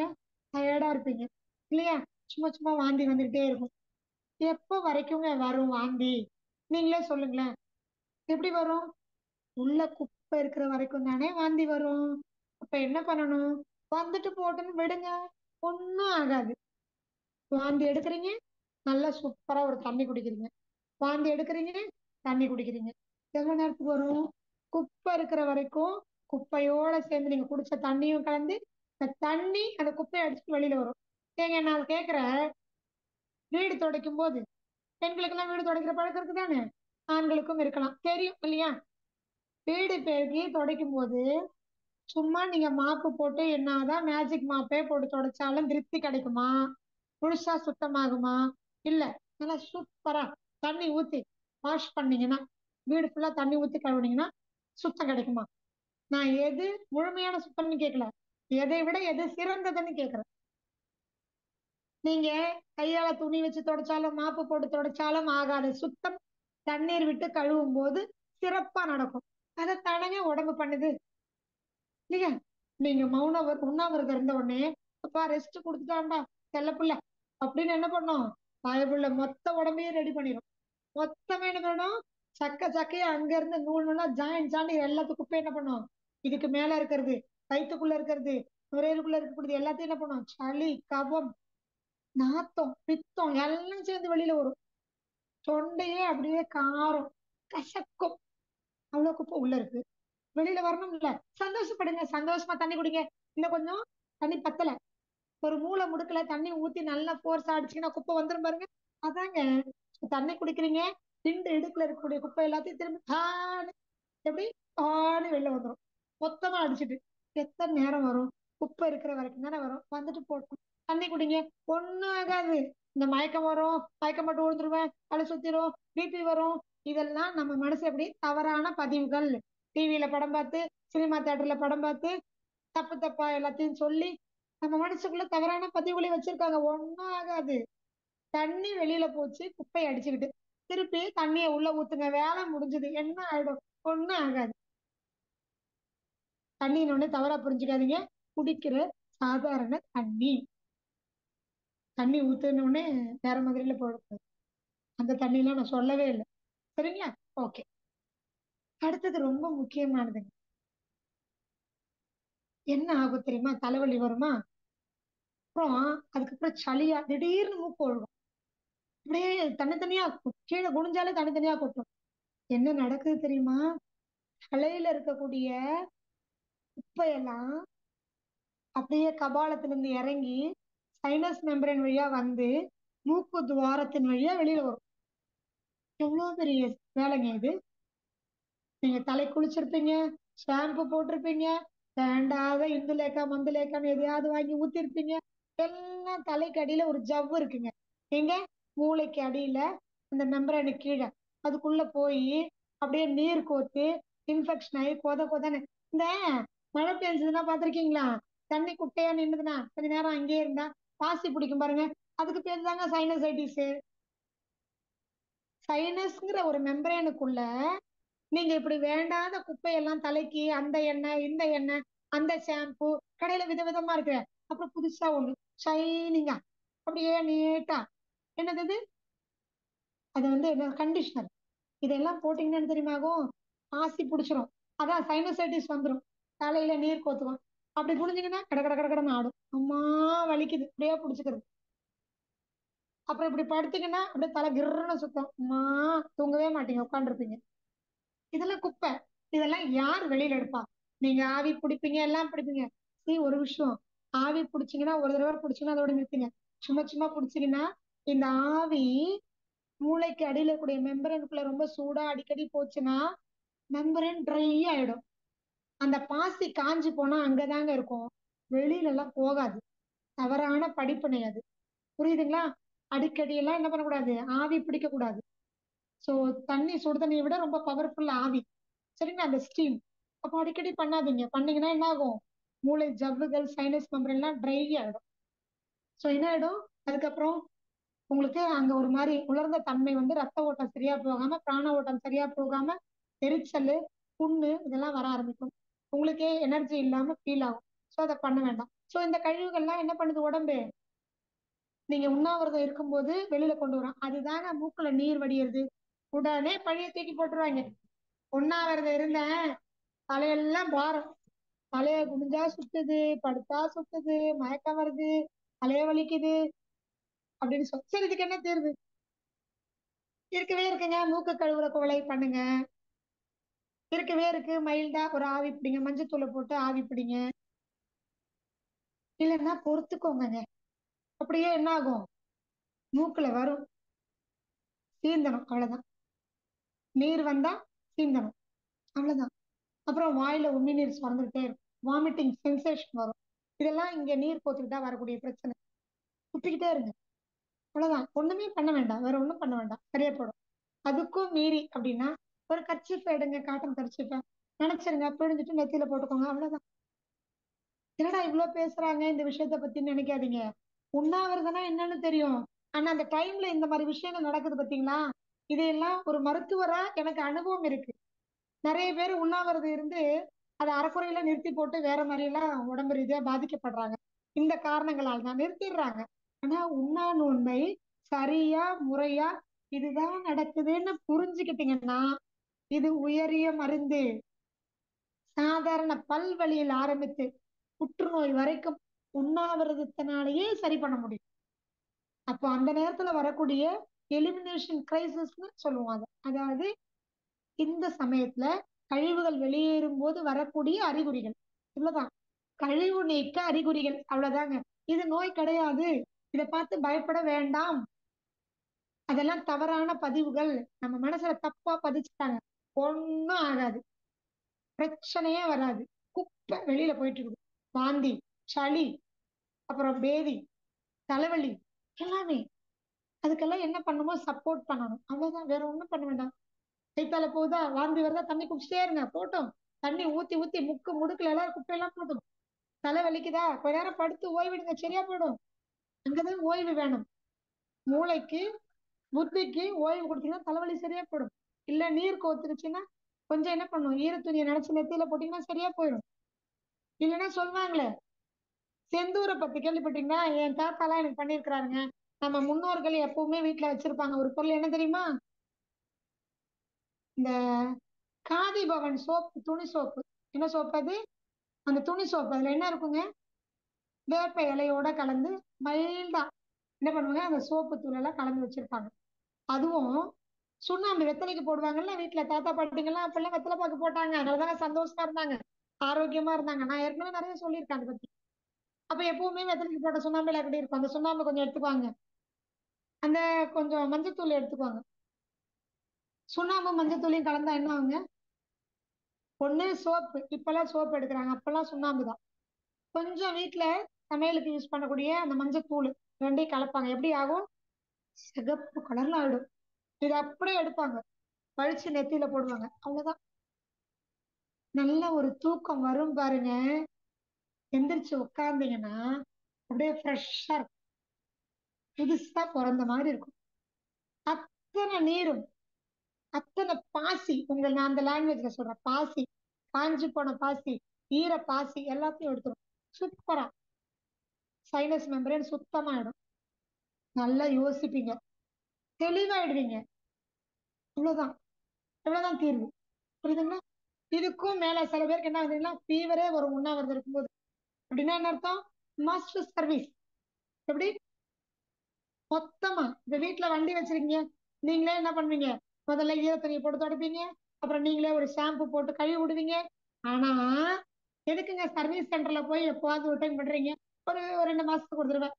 நீங்க வண்டி எவ்வளவு உபயோகிக்கிறீங்களோ அதுக்கு தகுந்த மாதிரி கொண்டு போய் பெரிய சர்வீஸ் சென்டர்ல விடுறீங்களா? எதுக்கு? மூளை முக்கு முடுக்குல எல்லாம் அவன் என்ன பண்ணுவான்? போர்ஸா ஒரு பைப் வச்சு என்ன பண்ணுவான்? எண்டு இடுக்கு மண்ணு தூசி அத்தனையும் என்ன பண்ணுவாங்க? அந்த வீல்ல சந்துக்குள்ள என்ஜினுக்குள்ள எல்லாத்தையும் அடிச்சு காலி பண்றாங்களா இல்லையா? சுத்தம் பண்றாங்களா இல்லையா? அதான உண்மையான சுத்தம். நம்ம வண்டி புதுசு மாதிரி ஆயிடுதுல. அதுதாங்க நம்ம உடம்புக்கு வரக்கூடிய ஃபீவர். ஸோ உண்ணாவிரதம் இருக்கும்போது ஃபீவர் வரும். உடனே பயந்துட்டு ஐயோ ஃபீவர் வந்துச்சு, நாளைக்கு நான் ஆபீஸ்க்கு போகணும், நான் மேனேஜர்கிட்ட நோட்ஸ் கொடுக்கணும், நான் ஹெச்ஆர் கிட்ட நான் வந்து கைடு. ஏன் பதட்டப்படுறீங்க? ஒன்னும் ஆகாது. அப்படியே பேசாம போத்திட்டு படுங்க, சரியா போடும். உடனே போய் அந்த மாத்திரை இருக்கா, இந்த மாத்திரை இருக்கா, பாட்டி கிட்ட மாத்திரை இருக்கா, தாத்தாட்ட மாத்திரை. இப்ப இருக்கிற தாத்தா பாட்டிங்க என்னடா இப்படி சொல்றேன்னு நினைக்காதீங்க. அந்த காலத்து தாத்தா பாட்டி கிட்ட என்ன இருக்கும்? வெத்தலை பாக்கு இருக்குங்க. அது ஆயுள் முழுக்க ஆரோக்கியமா வச்சுக்கிட்டோம், குடும்ப உறவுகளை இன்னும் இணைக்கும். இப்ப வச்சிருக்கிற பாட்டி தாத்தா பாக்கெட் எல்லாம் பாத்தீங்கன்னா அந்த டப்பா தனியா ஒரு பாக்ஸ் வச்சிருக்காங்க, பவுச். அப்பெல்லாம் வெத்தலை டப்பா ஒரு எவர் சில்வர்ல, அப்புறம் மரத்துல ஒரு டப்பா இருக்கும். அது திறந்தீங்கன்னா அழகா வெத்தலை பாக்கு எல்லாம் அப்படியே ஃப்ரெஷ்ஷா வச்சிருப்பாங்க. எது கொட்டைப்பாக்கு சுண்ணாம்பெல்லாம் அழகா வச்சிருப்பாங்க. எடுத்து தானும் தொடச்சிட்டு அவங்களை சுத்தி இருக்க எல்லாருக்கும் வெத்தலை பாக்கு போட்டு தருவாங்க. அது ஒரு கலாச்சாரம், ஆரோக்கியமான கலாச்சாரம். குடும்பத்துக்கும் நல்லது, உடம்புக்கும் ரொம்ப நல்லதுங்க. அப்படி இருந்துச்சு. இப்ப இருக்குது பாருங்க, உடம்பையும் கெடுத்துரும், குடும்பத்தையும் கெடுத்துரும். என்ன வச்சிருக்காங்க எல்லாரும்? பவுச். அந்த பவுச்ல என்ன தெரியுங்களா இருக்கும்? தலைவலி மாத்திரை, வயித்தால போறதுக்கு நிறுத்துறதுக்கு மாத்திரை, வாந்தி போனா நிறுத்துறதுக்கு மாத்திரை. சி இன்னைக்கு இருக்க தாத்தா பாட்டி எல்லாம் யூடியூப்லயும் கூகுள் அக்காக்கிட்டையும் கேட்டு, அப்புறம் அவங்களுக்கு டாக்டருங்க எல்லாம் சொல்லியிருப்பாங்கல்ல, எந்த வயசுல யாருக்கு என்ன சொல்றதோ எல்லாத்தையும் வாங்கி முன்ன பின்ன டாக்டர் கிட்ட போய் கேட்டு அந்த டாக்டர் ஃப்ரீயா எல்லாம் கொடுத்திருப்பாரு சாம்பிள் மாத்திரை. அதையெல்லாம் அது என்ன டோஸ்னா தெரியாது, எத்தனை வருஷம் ஆச்சு எல்லாத்தையும் அந்த பாட்டி என்ன பண்ணிருக்கோம்? பவுச்சுக்குள்ள போட்டு வச்சிருக்கோம். இந்த தாத்தா போட்டு வச்சிருப்பாங்க. என்ன பண்ணுவாங்க? வயித்தால போதும், ஐயோ இந்தா இந்தா, ஜுரம் வந்துச்சு அந்த எடுத்து போடு அப்படின்னு உடனே பிச்சு கொடுத்துருவாங்க. அவ்வளவுதான், ஆரம்பிச்சிரும். இது வந்தது விட்டுருந்தீங்கன்னா 2 மணி நேரம் தூங்கி போத்திட்டு படுத்துட்டா சரியா போயிடும். இதை சாப்பிட்டீங்கல்ல, டைரக்டா போயிரும் எங்க? லிவரையும் கிட்னியும் பாதிக்க போயிடும். என்ன ஆகும்? திருப்பியும் ஸ்டார்ட் ஆகுங்க. நிக்கும் வரும், நிக்கும் வரும். மொத்த உடம்புல உங்க எதிர்ப்பு சக்தியை கெடுத்து குட்டிச்சோறாக்கிடும். நீங்க செய்யற வேலையை கெடுத்து குடிச்சோறாக்கிடும். அப்ப என்ன பண்ணக்கூடாது? இதுக்கெல்லாம் சப்போர்ட் தான் பண்ணணும். அப்படி அவசியமா வேணுமா, பயமா இருக்கா, ஐயோ 102க்கு மேல போயிடுச்சுங்கன்னு தெர்மாமீட்டர் வச்சு பார்த்து தொலைச்சிட்டீங்கன்னு வைங்களேன். பார்க்க கூடாது. பார்த்துட்டீங்கன்னா பயமா இருக்கும். பயமா இருந்தா என்ன பண்ணணும்? ரொம்ப சிம்பிள். நிலாவரை, சாரி, நிலவேம்பு நாட்டு மருந்து கடையில கிடைக்கும். இன்னைக்கு எல்லா மெடிக்கல் ஷாப்லயும் கிடைக்குதுங்க. சரிங்களா? அதை வாங்கிக்கோங்க. கொஞ்சமா ஒரு 3 விரல எடுங்க, தண்ணியில போட்டு கொதிக்க விடுங்க, நல்லா சுண்ட வைங்க. சும்மா ஒரு 30 மில்லி எடுங்க, நல்லா ரசிச்சு ருசிச்சு குடிங்க. ஃபீவர் இருக்கும்போது கசப்பு சுவை நாக்கு என்ன பண்ணும்? உணர்ந்து ரசிச்சு குடிக்கும். எப்போ உங்களுக்கு கசப்பு தெரியுதோ உங்க உடம்புல ஃபீவர் போயிடுச்சுன்னு அர்த்தம். அப்படின்னா என்ன அர்த்தம்? உடல்ல கிருமி தொற்று இருக்குது, அதனால உடம்பு என்ன பண்ணுது? சூட்டை அதிகப்படுத்தி அந்த கிருமியை கொல்லுது. பாருங்க, நம்மளே புத்திசாலின்னு சொல்றோமே, நம்ம என்ன பண்றோம்? மழை காலத்துல தண்ணியை கொதிக்க வச்சு குடிக்கிறோமா இல்லையா? எது குடிக்கிறோம்? தண்ணியில ஏதாவது மழை தண்ணியில ஏதாவது பூச்சி போட்டு வந்திருக்கோம், இல்ல ஏதாவது குப்பை கூலம் அடிச்சுட்டு வந்திருக்கோம், கிருமிகள் நம்ம கண்ணுக்கு தெரியாத கிருமி வந்திருக்கோம், பாக்டீரியா வைரஸ் நிறைய நம்ம தான் தெரிஞ்சு வச்சிருக்கோம். கூகுள்ல கேட்ட நியூஸ் பேப்பரை பார்த்து, அப்புறம் டிவியில வரதை பத்தி, சீரியலை பார்த்து, படத்தை பார்த்து நிறைய வைரஸ் பேர் இன்னைக்கு எல்லாருக்கும் தெரியுது. சிண்டுல இருந்து நண்டு வரைக்கும் எல்லாருக்கும் தெரியுது. இப்படி எதையா ஒண்ணு பார்த்து பயந்துட்டு இருக்கிறீங்கல்ல, நம்மளே என்ன பண்றோம்? தண்ணி எது கொதிக்க வைக்கிறோம்? இந்த கிருமி எல்லாம் போறதுக்கு தானே கொதிக்க வைக்கிறோம். அப்புறம் நம்ம உடம்பு எவ்வளவு பெரிய ஞானி. நீங்க கேட்காமலே ஹார்ட் ஃபங்க்ஷன் பண்ணுதா, லப் டப்னு துடிச்சிட்டே இருக்கா ஓய்வு இல்லாம. நீங்க கேட்காமலே ரத்தத்தை சுத்தம் பண்ணுதா, கல்லீரலும் சிறுநீரகமும். நீங்க கேட்காமலே சுவாசத்தை உள்ள எடுத்துட்டு இருக்குதா கூடிய நுரையீரல். இவ்வளவு பெரிய புத்திசாலி இப்படி ஒரு குப்பை உங்க உடம்புக்குள்ள வந்துருச்சு அப்படின்னா அது உடம்பு சூடு ஏற்படுத்துது, அவ்வளவுதானே. உடனே பயந்துட்டு சூடை போட்டு தணிக்கிறது, நெருப்புல தண்ணி எடுத்து கொட்டுற மாதிரி. உடனே அந்த கிருமி செத்து போகுமா? ஆகா நமக்கு ஒரு ஃப்ரெண்டு கிடைச்சிட்டான்டா, நீங்க மாத்திரையை போட்டா அதான் ஆகும். நமக்கு ஒரு ஃப்ரெண்டு கிடைச்சிட்டான், சூட்டை தணிச்சுட்டான், இன்னும் பல மடங்கு என்ன ஆகும்? வீரியம் அதிகமாகும். அப்போ அந்த கிருமி என்ன ஆகும்? மிதமான டெம்பரேச்சர் பாடியில இருக்குமா, குறைஞ்சும் குறையாம சூப்பரா மல்டிப்ளை ஆயிடும். அவ்வளவுதான், வேற வழியே இல்லை. 4 நாள் 5 நாள் உடம்பு முயற்சி பண்ணி பண்ணி பார்த்துட்டு இப்படியே நீங்க மாத்திரை போட்டு போட்டு எதிர்ப்பு சக்தி குறைஞ்சு போய் ஆஸ்பத்திரிக்கு போகும்போது, ஏன் இவ்வளவு நாளா விட்டுட்டீங்க? நீங்க வீட்டுல பண்ணிருப்பீங்க, அவருக்கு கேட்காம பாட்டிக்கிட்டையும் தாத்தாக்கிட்டையும் பக்கத்து வீட்டு அக்காட்டையும் கேட்டு மாத்திரை வாங்கி போட்டிருப்பீங்க. அவர்கிட்ட சொல்ல மாட்டீங்க, சொன்னா திட்டி போடுவாரு. அதனால நீங்க இப்படி எல்லாம் பண்ணி போட்டு என்ன பண்ணுவீங்க, 5 நாள் கழிச்சு சரியாவே போலன்னு அவர்கிட்ட போய் நிப்பீங்க. வருது போகுதுன்னு உடனே அவர் பிளட் டெஸ்ட் எடுப்பாரு. அந்த பாக்டீரியா, இந்த வைரஸ், இந்த தொற்று வந்துருச்சு, நீங்க அட்மிஷன் ஆகணும் அப்படின்னு சொல்லி உங்களுக்கு ஆன்டிபயாட்டிக்னு ஒண்ணு கொடுப்பாங்க. அதாவது செயற்கை எதிர்ப்பு சக்தி. அதை கொடுப்பாங்க, உள்ளுக்குள்ள செலுத்திடுவாங்க. அவ்வளவுதான். இதுல இன்னும் சைடு எஃபெக்ட்ஸ் நிறைய வரும். அதனாலதான் என்ன சொல்றோம் நாங்க, முடிந்த வரைக்கும் ஒத்துழைப்பு கொடுங்க, தொந்தரவு பண்ணாதீங்க. உடம்பு கொதிக்க வைக்குது கிருமியை கொல்றதுக்கு. இதை புரிஞ்சுக்கிட்டீங்கன்னா இனிமே நீங்க மாத்திரையை சாப்பிட்டு அந்த டெம்பரேச்சரை சூட குறைக்க மாட்டீங்க. இதை புரிஞ்சுக்கோங்க அடிப்படையில. சோ உண்ணாவிரதம் இருக்கும்போது இது நடக்கும். ஏன்னா சுத்தம் பண்ணுது. நீங்க அதானே எதிர்பார்க்கறீங்க, என் உடம்பு சுத்தமாயி ஆரோக்கியமா இருக்கணும். அப்படின்னா இதெல்லாம் புரிஞ்சுக்கணும், இதெல்லாம் தாங்கிக்கணும், பொறுத்துக்கணும். புரிஞ்சுக்கணும். புரிஞ்சுக்கிட்டா பயம் வராது. அவ்வளவுதான். இதேதாங்க மௌன விரதத்திலையும் இப்படி எல்லாம் நடக்கும். சரி, இதுல முதல்ல முடிச்சுப்போம். இப்ப முடிக்கிறீங்க, எல்லாத்தையும் நான் பாத்துட்டேன்ப்பா, நான் வந்து ஒரு நாளைக்கு 2 தடவை எனிமா எடுத்துட்டேன், நான் வந்து என்னெல்லாம் நடந்ததோ அதுக்கு சப்போர்ட் பண்ணி இயற்கை சிகிச்சை முறைகள் எடுத்து புரிஞ்சுக்கிட்டு என்ன சரி பண்ணிக்கிட்டேன். உண்ணாவிரதம் முடிய போகுது, 6 மணி ஆயிடுச்சு. என்ன சாப்பிட்டு உண்ணாவிரதம் முடிப்பீங்க, இதுதான் முக்கியம்.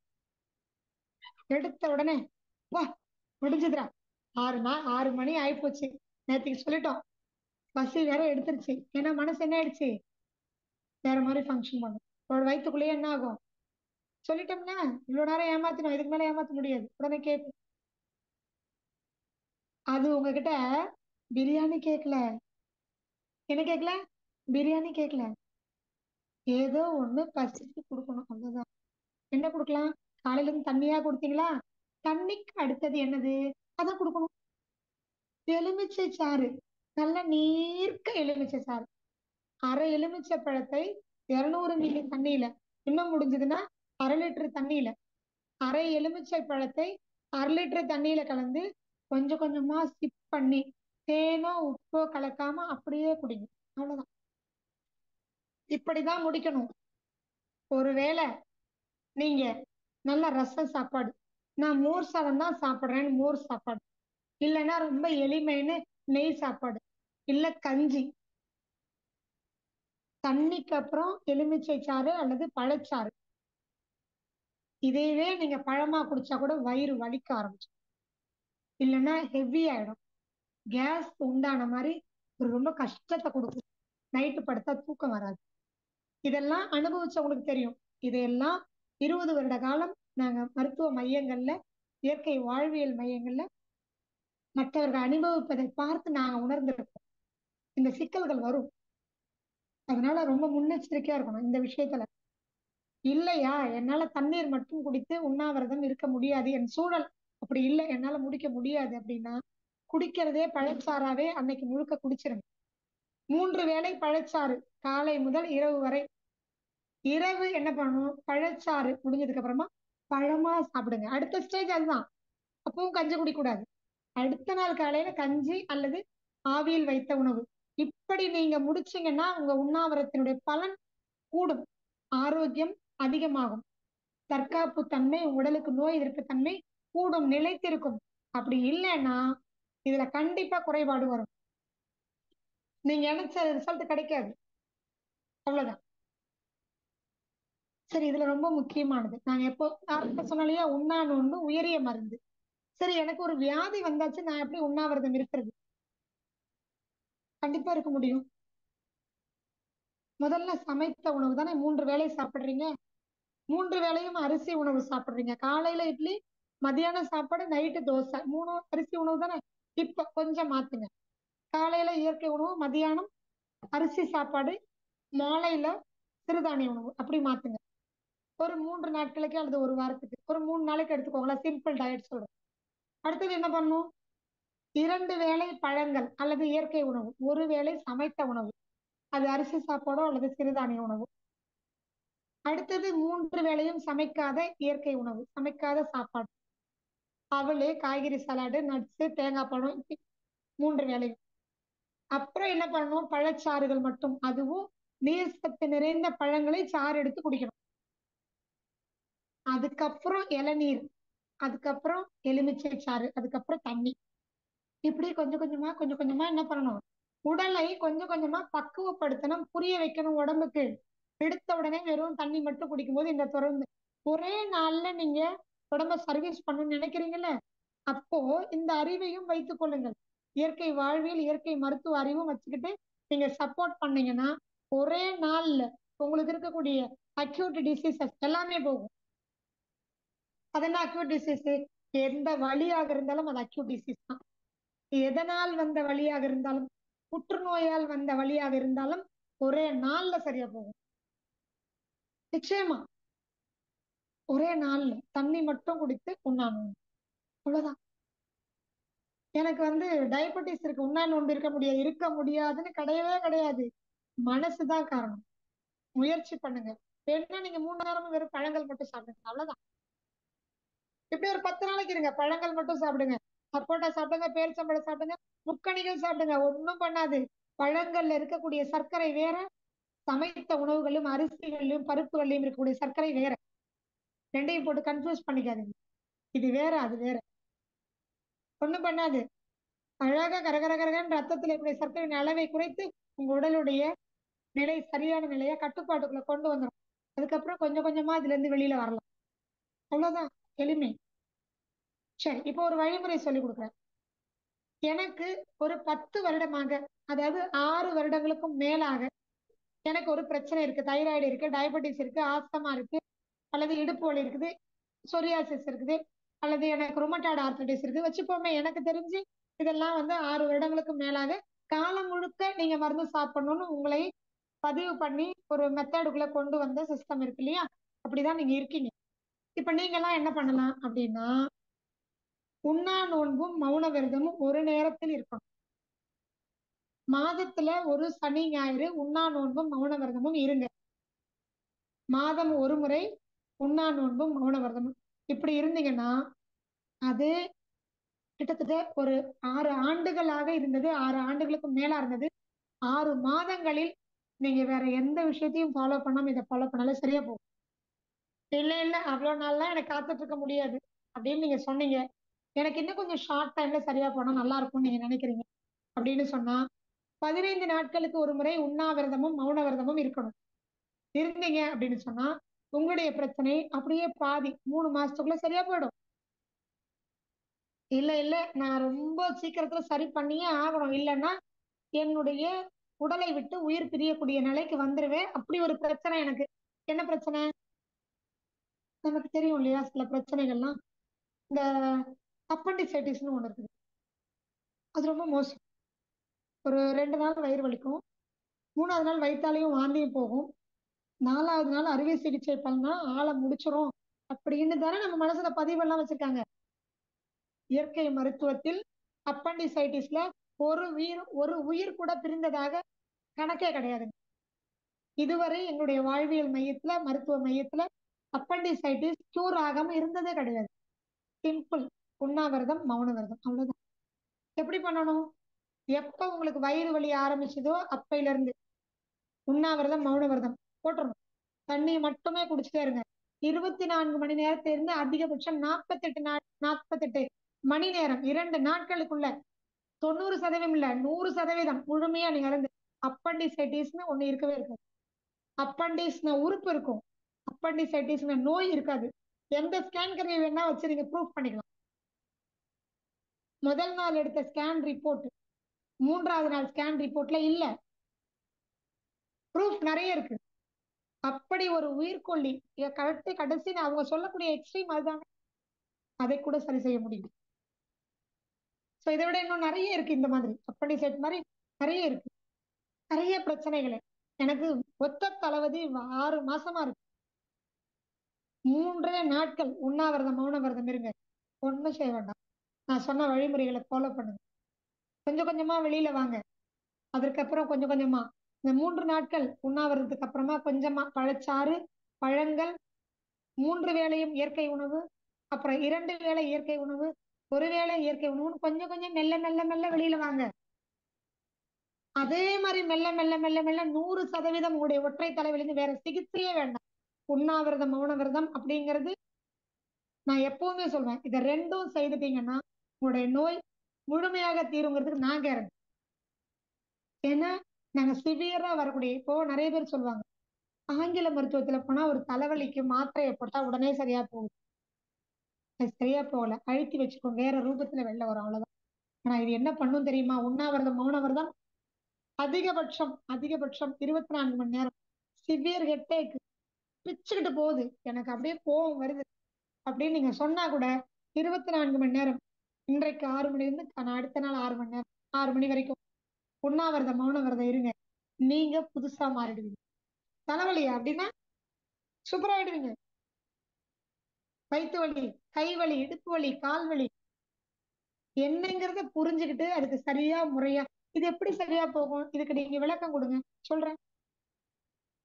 ஒரு வண்டி ஓட்டிட்டு போயிட்டே இருக்கிறீங்க, திடீர்னு வீல் பஞ்சர் ஆயிடுச்சு, டப்புன்னு ஒரு சத்தம்.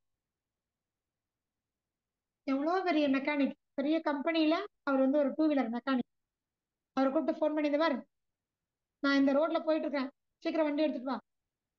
எனக்கு வண்டி நான் ஓட்ட ஓட்ட நீ என்ன பண்ணணும், என்னோட வண்டி பஞ்சரை நீ என்ன பண்ணணும், சரி பண்ணணும். யாரால முடியும் சொல்லுங்க? முடியாது இல்ல. முட்டாள்தனமா இருக்குல்ல கேட்கறதுக்கு. என்ன இந்த மேடம் சும்மா உளறிட்டு இருக்கு, எப்படி முடியும்?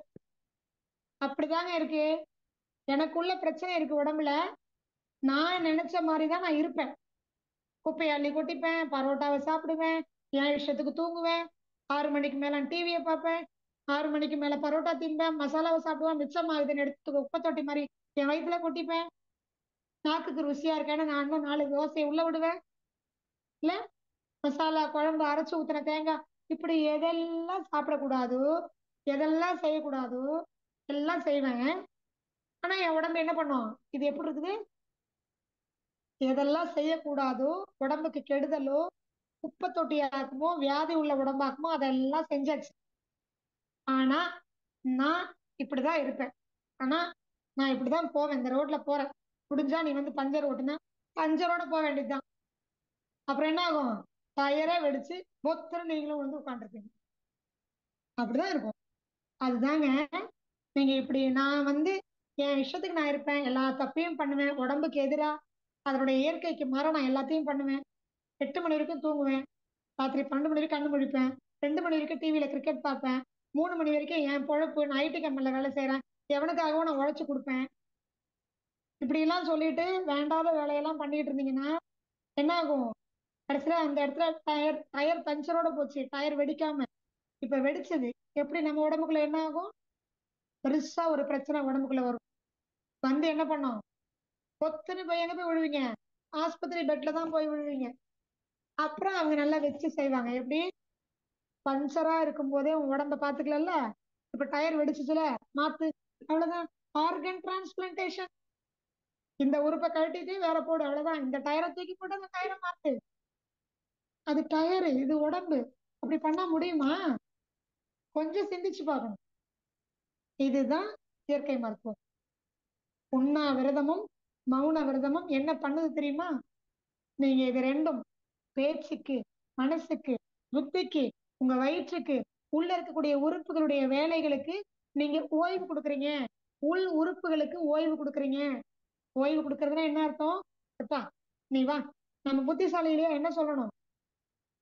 கொஞ்சம் நான் அப்படி நான் அந்த ரோட்ல போயிட்டே இருக்கேன், என் வண்டியில டயர் பஞ்சர் ஆயிடுச்சு, ஓரமா நிறுத்துறேன், நீ வா, நான் வெயிட் பண்றேன், தயவு செஞ்சு அந்த பஞ்சரை ஒட்டி கொடுத்துட்டு போ, எனக்கு அடுத்த வேலையை பார்க்கணும். எப்படி சொல்லுமா? அதான புத்திசாலித்தனம். வருவாரு, சாதாரண பெரிய கம்பெனி ஆளெல்லாம் வேணாம் பஞ்சர் ஓட்டுறதுக்கு, அவரு வந்தா போதும்.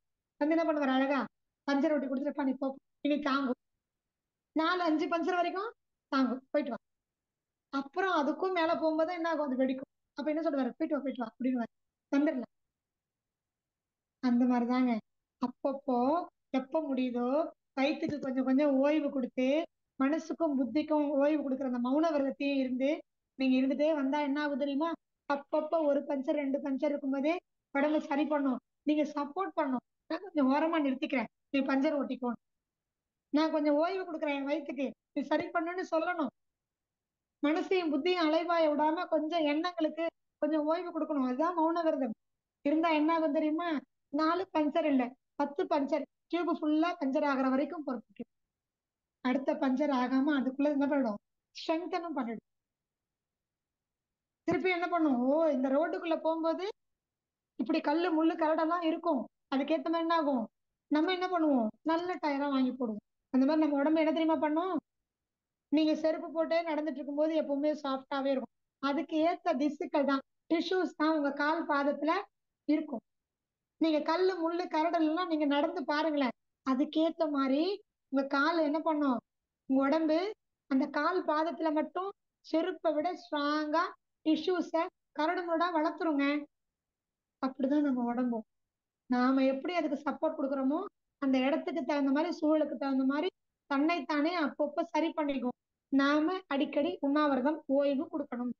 உடம்புக்கு மனசுக்கு புத்திக்கும் உண்ணாவிரதமும் மௌன விரதமும் ரொம்ப சிறந்தது, அவசியமானது. இதை விட சிறந்த மருத்துவம் கிடையாது, இதை விட சிறந்த வாழ்க்கை முறை கிடையாது.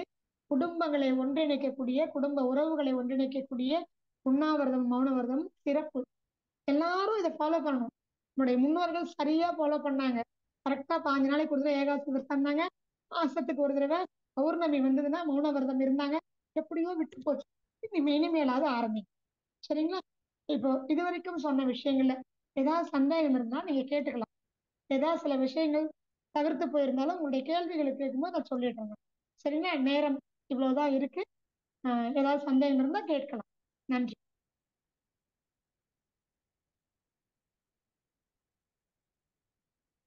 மிக்க நன்றிமா. வாழ்க வளமுடன்.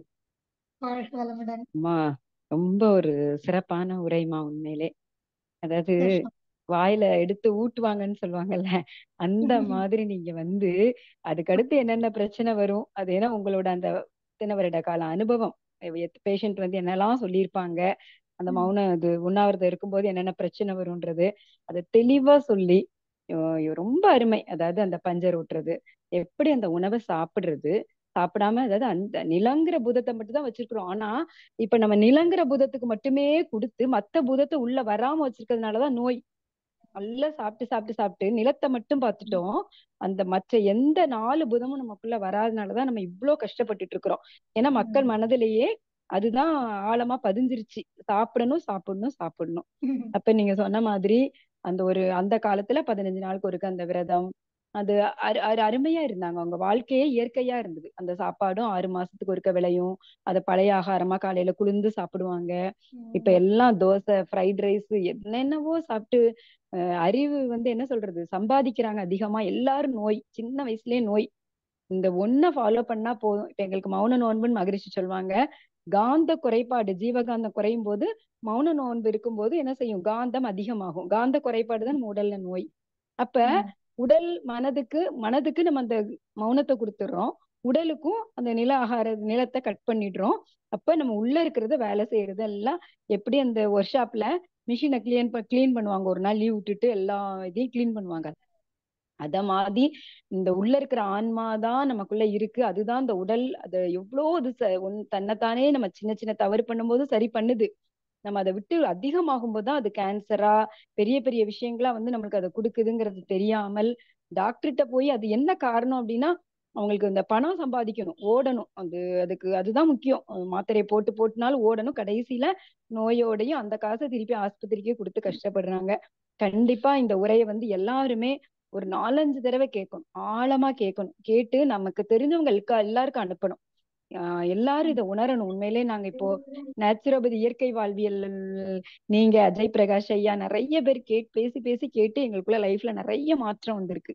அந்த செக்கெண்ணெய் யூஸ் பண்றது, சிறுதானியங்கள் யூஸ் பண்றது, பழங்கள், இயற்கை உணவு ஒரு நேரம் சாப்பிடுறது, நீங்க மௌனம், இந்த அதிகமா டென்ஷன் கோபம் அதுவும் பண்ணிக்கிறாங்க, சாப்பாட்டுலயும் வேண்டாத போட்டுக்கிறாங்க. அப்ப உடல் என்ன பண்ணும், அதைத்தானே 40 வயசுலயே ஹார்ட் அட்டாக் வந்துருது.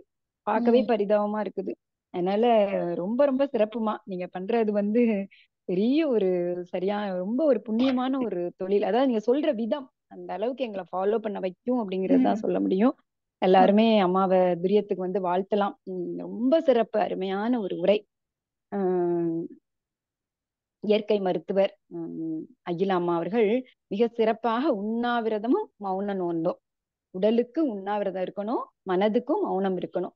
அதை பண்ணும்போது அந்த கழிவுகள் எல்லாம் போய் நம்ம கிட்ட காந்தம் திணிவாயி அந்த மற்ற பூதங்கள் நமக்குள்ள வந்து சிறப்பா இருக்கும். என்ன நோய்னாலும் அதுக்கு அம்மா கேரண்டி கொடுத்துருக்காங்க. அதுதான் அது சிறப்பா நம்ம பண்ணணும், இதை கேட்கணும், நம்ம ஃப்ரெண்ட்ஸ்க்கும் அனுப்பணும். அம்மாவோட இந்த தொண்டு ரொம்ப சிறக்கணும், நிறைய மக்களுக்கு இது போகணும் அப்படின்னு நம்ம எல்லாரும் மனதார அம்மா வாழ்த்தலாம். இயற்கை மருத்துவர் அகிலா அம்மா அவர்கள் வாழ்க வளமுடன். அம்மா அவர்களது உடல் நலம் வாழ்க வளமுடன். அம்மா அவர்களது அந்த அருட்தொண்டு மென்மேலும் சிறக்க வாழ்க வளமுடன். அம்மா அவர்களும் அவர்களது அன்பு குடும்பம் அருட்பேராற்றல் கருணையினால் உடல் நலம், நீல ஆயுள், நிறை செல்வம், உயர் புகழ், மெய் ஞானம் ஓங்கி வாழ்க வளமுடன், வாழ்க வளமுடன், வாழ்க வளமுடன், வாழ்க வளமுடன். வாழ்க மிக்க வாழ்க நன்றிமா, வளமுடன். நன்றி. மிக்க நன்றிமா, மிக்க நன்றி. அதாவது இங்க இப்போ பிள்ளைங்களெல்லாம் நாங்க கூட டாக்டர் இதெல்லாம் சொல்லுவோம். இப்போ வந்து நேச்சுரோபதி டாக்டருக்கு படிக்க வைக்கணும். அதாவது நம்ம சந்தோஷம். வாழ்ற வாழ்க்கை வந்து ஒரு அர்த்தமான வாழ்க்கை. நம்மளால இப்ப நிறைய மக்கள் பயன்பெற்று கண்டிப்பா அவங்க வாழ்க்கையில மாற்றம் கிடைக்கும் போது அது நமக்கு வந்து கோடி ரூபாய் கையில கொடுத்த ஒரு சந்தோஷத்தை கொடுக்கும். நிச்சயம் அது நிச்சயம். உண்மையிலே உண்மைமா, உண்மையிலும் உண்மை. அதாவது ஒரு சில ஹோட்டல் வச்சிருப்பாங்க, சின்ன லாபத்துல நல்ல ஒரு உணவு கொடுப்பாங்க ஆரோக்கியமா. ம், அவங்க ம். வந்து சம்பாதிக்கிறது குறைவா இருக்கும், ஆனா அவங்க மன நிறைவா இருக்கும். அந்த ஆமா. மாதிரி இந்த நேச்சுரோபதி வந்து ரொம்ப ரொம்ப முக்கியமா. அது ரொம்ப அருமை. அதாவது இந்த உடல்ல டாப் டு பாட்டம் அந்த உடல் மொழி, உடலுக்குள்ள அறிவெல்லாம் நீங்க கத்து அது எப்படிலாம் பண்ணணுங்கிறத தெளிவா ஒரு ஒரு வகுப்பும் எங்களுக்கு ரொம்ப கிஃப்ட் தான்மா. நீங்க கிடைத்ததே எங்களுக்கு ரொம்ப கிஃப்ட். கண்டிப்பா உங்களோட உரை எங்களுக்கு தொடர்ந்து கொடுத்துட்டே இருக்கணுமா. நாங்க இன்னும் அடுத்தவங்களுக்கு விளக்குற இப்ப நீங்க சொன்னதை வந்து நாங்க 2 3 தடவை கேட்டா நாங்க தெளிவா அதை சொல்லிடலாம். அந்த அளவுக்கு நீங்க ரொம்ப எளிமையா எங்களுக்கு அதுக்குள்ள விளக்கத்தை கொடுத்திருக்கீங்கம்மா. வாழ்த்துக்கள், ஓகே. வாழ்த்துக்கள். ரொம்ப சிறப்புமா. நன்றி நன்றி, நன்றி. நன்றி நன்றி. வாழ்க வளமுடன். வாழ்க வளமுடன். கோகிலம் அன்மியூட் கொடுத்திருக்கேம்மா. உங்களுக்கு ஏதாவது சந்தேகம் இருந்தா மேடம் அம்மா வாழ்க கிட்ட ஹேண்ட் வளமுடன் ரைஸ் பண்ணி மேடம். வாழ்க வளமுடன்.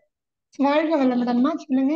நீங்க சொன்ன மாதிரி நான் எல்லாமே இயற்கையானதா ஃபாலோ பண்ணிட்டு இருக்கேங்க மேடம். ஓரளவுக்கு நல்லா இருக்கு. சந்தோஷம். எங்க பேரனுக்கு 6 வயசு ஆகுதுங்க மேடம். அவன் எதுவுமே சாப்பிட மாட்டேங்கிறான். காலையில ஒரு தோசை சாம்பார், மதியானம் பழசோறு இல்லைன்னா தயிர் சோறு, நைட்டு ஒரு தோசை சாம்பார். வேற கறி, மீன், முட்டை, பலகாரம் snacks எதுவுமே சாப்பிட மாட்டான். இவ்வளவுதான் சாப்பிடுறான்.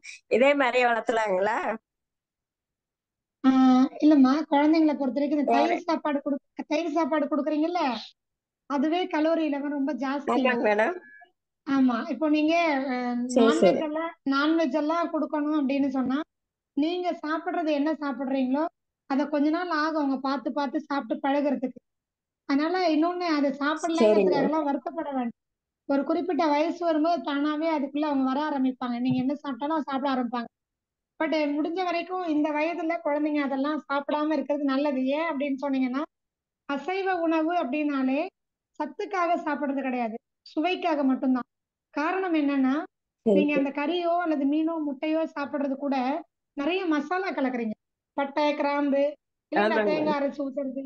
ஆமா, ஆமாங்க. அதெல்லாம் நீங்க அந்த மசாலா உணவுகள் வந்து வயிற்றினுடைய செரிமான தன்மையை சாட்டையால் அடிச்சு வேலை வாங்குறது அப்படின்னு சொல்லுவாங்க முன்னோர்கள்லாம். அதனாலதான் பிரியாணிங்கிற உணவே இப்ப சமீபத்துல வந்ததுதான், நம்மளுடைய வெஸ்டர்ன் கலாச்சாரத்துல வந்ததுதான்.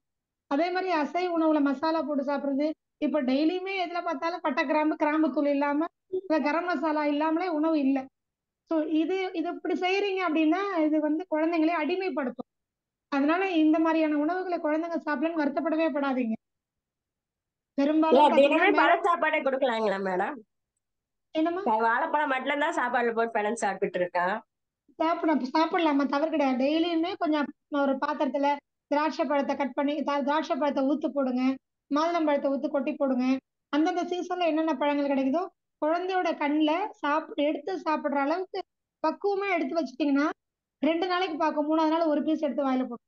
அப்புறம் 4வது நாள் போக வர விளையாடும் போது பார்க்க பார்க்க அவங்களுக்கு சாப்பிடணும்னு தோணணும். அப்படி வைக்கணும் நீங்க. வச்சீங்கன்னா குழந்தை சரி. சாப்பிட்டு பழகிடுவாங்க. புரியுதுங்களா? முடிஞ்ச சரி. வரைக்கும் அப்படி நீங்க கறி கொடுக்கறதா இருந்தா கூட மேலை நாடுகள்ல மசாலாவே கிடையாது. நீங்க போய் பாத்தீங்கன்னா தெரியும். உப்பு, மஞ்சள், மிளகுத்தூளை தவிர வேற கலக்கவே மாட்டாங்க. நம்ம தான் அவங்க மேலை நாட்டு கலாச்சாரங்கிற பேரை தவறா புரிஞ்சுக்கிட்டு எல்லாத்துலயும் கரம் மசாலா அப்படிலாம் போட்டு பரட்டி கலர் பொடியெல்லாம் கலந்து கலர்ஃபுல்லாலாம் நம்ம சாப்பிட்டுட்டு இருக்கோம். அதனால தயவு செய்து அதெல்லாம் கலக்காதீங்க. உப்பு, மஞ்சத்தூள் போட்டு வேக வச்சு அளவா கொடுங்க. அளவுக்கு அதிகமா கொடுத்தாலுமே திகட்டிடும் குழந்தைங்களுக்கு. அது ஒரு குணம் சொல்லுவாங்க நம்மளுடைய பெரியவங்க. பார்த்தே பசியாறி போயிடுவாங்களாம் குழந்தைங்க. அதனால சாப்பாடு ஊட்டும் போது கூட குழந்தைங்க கண்ணுல காமிக்க கூடாது. கிண்ணத்துல சரி. எங்கேயோ வச்சிடணும். ஒரு கை தான் கையில எடுத்து குழந்தைக்கு ஊட்டுவாங்க. பாத்திருக்கீங்களா? ஆமாங்க. ஆமாங்க. அப்பதான் குழந்தைக்கு அளவு தெரியாது. இல்லைன்னா பார்த்த உடனே பயந்து திகட்டி போயிடும் அவங்களுக்கு. பார்த்தே திகட்டி போயிடுமா. அதனால கொஞ்சமா குழந்தை முன்னாடி வச்சு ஊட்டி பாருங்க, சாப்பிடுவாங்க. அவ்வளவுதான், எளிமை.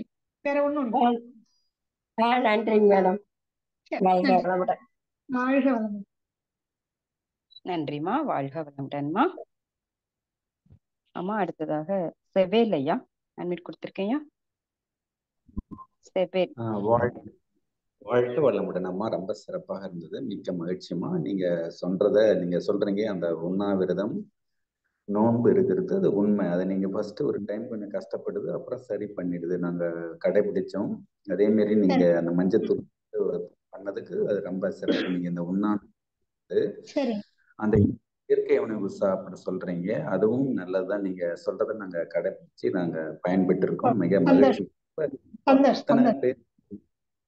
இத்தனை பேர் நண்பர்கள் கலந்துருக்காங்க, அவ்வளவும் நல்லது. அதே மாதிரி இந்த சிறுதானிய உணவுன்னு சொல்றீங்கம்மா, ஆனா அது நம்மளால சாப்பிட முடியலம்மா. நீங்க சொல்றீங்க, இருந்தாலும் அதை செஞ்சு நம்மளால பக்குவம் எப்படி அதை சாப்பிட்ற அளவுக்கு எடுத்துன்னு போக முடியலம்மா. நான் ட்ரை பண்ணி பார்த்தேன் 2-3 டைம். என்னால ஒவ்வாம சாப்பிட முடியாத அளவுக்கு வந்துடுது. அதனால விட்டுறேன். இதாம்மா என்னுடைய இது. நிகழ்ச்சி ரொம்ப அந்த பலம்ன்றது ரொம்ப மகிழ்ச்சியா இருக்கு நீங்க செய்யறது. அதே மாதிரி இவ்வளவு தூரம் செய்யறீங்க. இந்த இறையாற்றல் அந்த குருவாற்றலும் உங்களுக்கு நல்லபடியா செய்யுமா. நீங்க அதை பிரபஞ்சத்துக்கு எவ்வளவு மக்களுக்கு தொண்டு செய்யறீங்களோ அந்த அளவுக்கு நீங்க இந்த பிரபஞ்சம் உங்களுக்கு நல்லதாவே எடுத்து போய் கொடுக்குமா. வாழ்க்கை வளமுடன். சிறப்பு. வாழ்க வளமுடன்.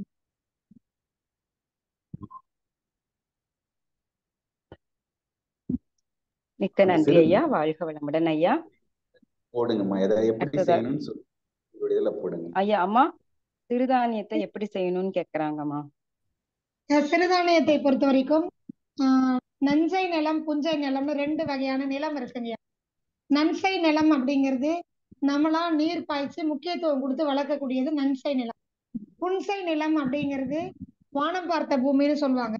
அதாவது தண்ணி இருந்தா பாய்ச்சுவாங்க, இல்லைன்னா விட்டுரும். அது அப்படியே என்ன பண்ணும், நம்ம இப்ப சொன்னோம்ல, நீங்க உங்களுடைய வயிற்றுக்கு மண், அதுல விளையக்கூடிய உணவுகளை, சாப்பாடை கொடுக்கலனாலும் மற்ற பஞ்சபூதங்களை என்ன பண்ணும், அதுல பெரும்பாலும் என்ன பண்ணணும்னு சொன்னீங்கன்னா அதோடைய வேலையை பகிர்ந்து செய்ய ஆரம்பிச்சிடும்.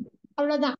அதே மாதிரி நம்ம நீர் பாய்ச்சலைனாலும் இந்த சிறுதானிய உணவுகள் என்ன பண்ணும் அப்படின்னா, வேர் ஆழமா பாஞ்சு பூமியில இருக்கக்கூடிய இந்த நீர் வளத்தை உறிஞ்சி எடுத்துக்கிட்டு அது என்ன பண்ணும்னா வளரும். அந்த அளவுக்கு நம்ம நீர் பாய்ச்ச வேண்டிய அவசியம் கிடையாது. அப்ப நீர் சக்தி குறைவாதான் அதுக்கு கிடைக்கும். அப்போ அது என்ன இருக்கும், அதுல பித்தத்தன்மை கூடுதலா இருக்கும். அதனாலதான் அந்த காலத்துல என்ன பண்ணுவாங்கன்னா, இந்த வரகரிசி சாப்பாடோ அல்லது சிறுதானிய உணவோ செஞ்சாங்கன்னா ராத்திரி தண்ணி ஊத்தி வச்சிருவாங்க. அடுத்த நாள் காலையில பழையங்கஞ்சியா தான் குடிப்பாங்க. புரியுதுங்களா. இப்ப நம்ம என்ன பண்ணிட்டோம்னா, நீங்க கஞ்சி வச்சு ஃப்ரெஷ்ஷா கூட தண்ணியில ஊற வச்சு கஞ்சியா குடிச்சீங்கன்னா நீர் சத்து கூடும்போது பித்தத்துடைய தன்மை குறையும். இல்லை அப்படின்னு சொன்னா நிறைய பேருக்கு சிறுதானியம் சாப்பிடுறவங்க சொன்னாங்க நெஞ்சு கரிக்குது, ஒரு மாதிரி ஹெவி ஆயிடுது, ஒரு மாதிரி அங்கங்க குத்துது. காரணம் இதுதான். இதை புரிஞ்சுக்கிட்டு அந்த முறையில சமைச்சு சாப்பிடுங்க. உடனே நம்ம என்ன பண்றோம்னா உப்புமா பண்றோம், பொங்கல் பண்றோம். இது 2ம் பண்ணி சாப்பிடுறவங்களுக்கு இந்த தொந்தரவுகள் வரும். அந்த பித்தத்தன்மை கூடி போய் நிறைய பிரச்சனைகள் வரும். இதனாலதான் வருதுன்னு நிறைய பேர் தெரியாது. சில பேர் இதனாலதான் எல்லாமே வருதுன்னு நினைச்சுக்கிறாங்க.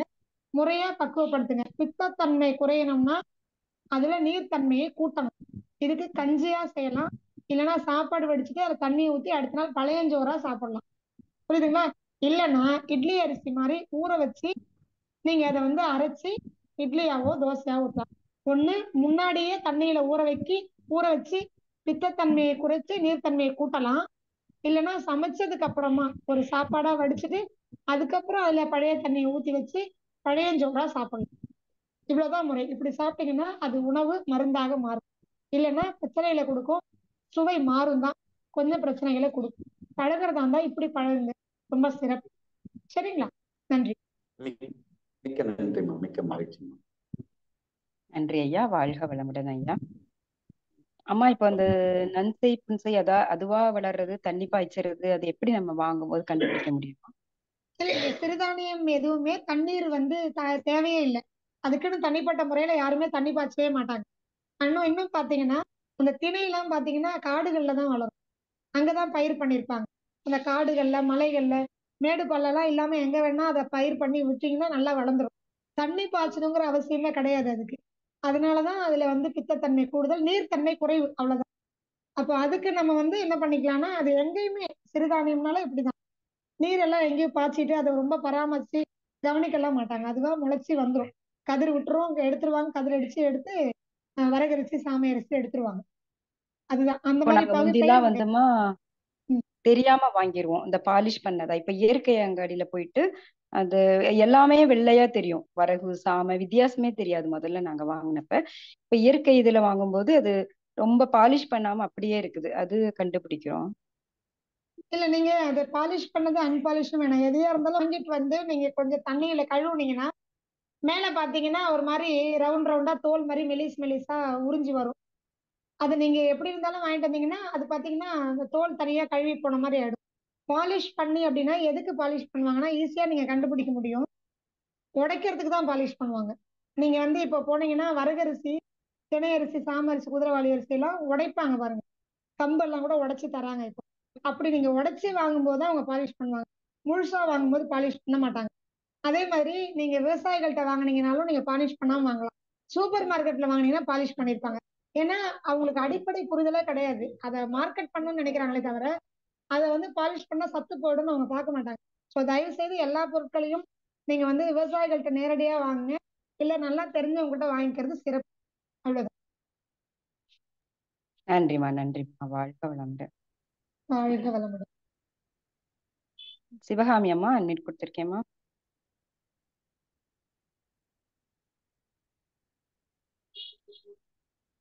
ரேவதி அம்மா அன்மிட் கொடுத்துருக்கேன்.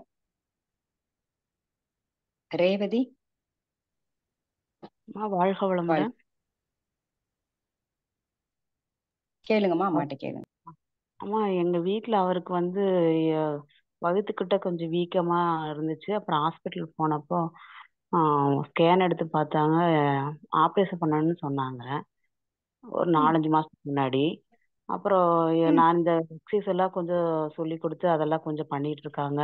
அப்புறம் ஒருத்தவங்ககிட்ட இந்த ஜூம்ல தான் கேட்டதுக்கு இந்த கொத்தவரங்காய் ஜூஸ் எல்லாம் கொடுக்க சொன்னாங்க.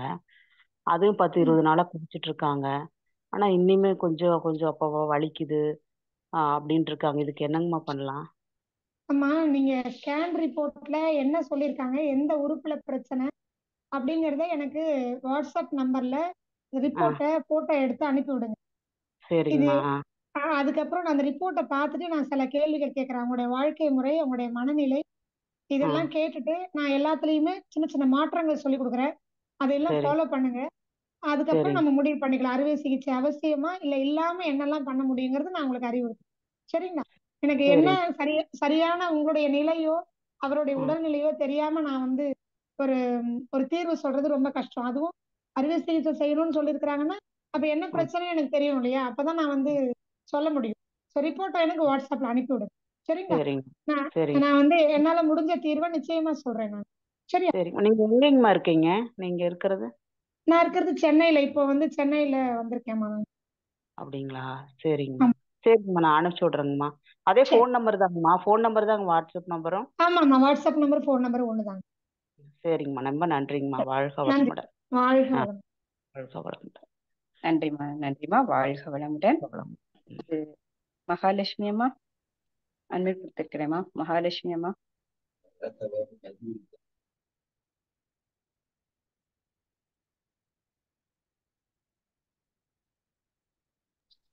மகாலட்சுமி அம்மா அன்மிட் கொடுத்துருக்கேம்மா. வணக்கம்மா. வணக்கம்மா, சொல்லுங்க. அம்மா நீங்க சொல்ற மாதிரி இப்போ சாப்பிடாம கூட இருந்துக்கலாம். ஆனா அந்த டயத்துல தூக்கம் வரும்போது என்னம்மா பண்ணலாம்? தூங்கிக்கலாங்களா இல்ல தூங்காம ஏதாச்சும் படுத்துட்டு இருக்காங்க? அப்பப்போ தண்ணி குடிச்சீங்கன்னா பெரும்பாலும் மூளைக்கு வந்து சரியான அளவுக்கு பிராணவாயு போல அப்படின்னா உங்களுக்கு அப்பப்போ டயர்டா இருக்கும். ஒருவேளை உங்களுக்கு மன ரீதியான தொந்தரவுகள் தான் இருக்கு, எண்ணங்கள் தான் பிரச்சனை அப்படின்னா ஓய்வு கொடுத்துதான் உங்களுக்கு உண்ணாவிரத நேரத்துல உங்க உடம்ப சரி பண்ணும் உடம்பு. அப்போ ஓய்வு கொடுக்கும்போது நீங்க கொடுத்துருங்க, சரியா போயிடும். Okay ma'am. இல்ல அதாவது நம்ம தூங்கிட்டே இருந்தா வந்து நமக்கு பசிக்காது அப்படின்னு சொல்லுவாங்கல்ல, அதனால கேட்டேன். இப்ப நம்ம வந்து சாப்பிடாம இருக்கிற போது நம்மளுக்கு வந்து ஓய்வு தேவைப்படும் போது தூங்கலாங்களா அப்படிங்கறத நான் கேட்டேன். கண்டிப்பா கண்டிப்பா தூங்கலாம். ஓகே தண்ணி குடிச்சு முடிஞ்ச வரைக்கும் பாருங்க. அதுக்கும் மீறி தூக்கம் வருதுன்னா எண்ணங்களுக்கு ஓய்வு தேவை. அப்ப நீங்க வந்து படுத்துதான் ஓய்வெடுங்க. அவ்வளவு. ஓகேம்மா, ரொம்ப நன்றிம்மா. நன்றி.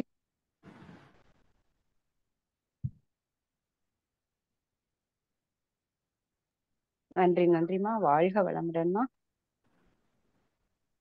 சிவகாமி அம்மா திருப்பி அன்மிட் கொடுத்துருக்கேன். சிவகாமி அம்மா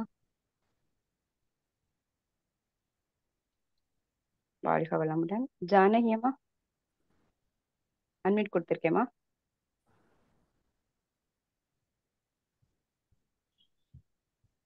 வாழ்க வளமுடன். ஜானகி அம்மா அன்மிட் கொடுத்தேன். சிவகாமி அம்மா விஸ்வநாதன் ஐயர் அன்மிட் கொடுத்துருக்கேன்யா. விஸ்வநாதன் ஆலியார் அன்மிட் கொடுத்துருக்கேன்யா. ஹலோ அன்மிட் ஒன் டைம் டச். வாழ்க வளமுடன். கேளுங்க.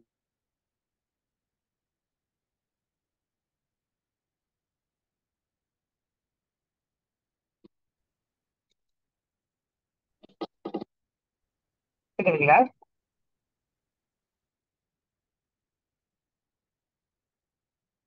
ஹலோ வணக்கம், சொல்லுங்க.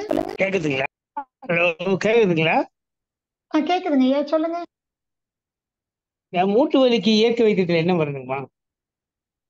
மூட்டு வலிக்கு மூட்டு வலிக்குங்களா? மூட்டு ஆமா.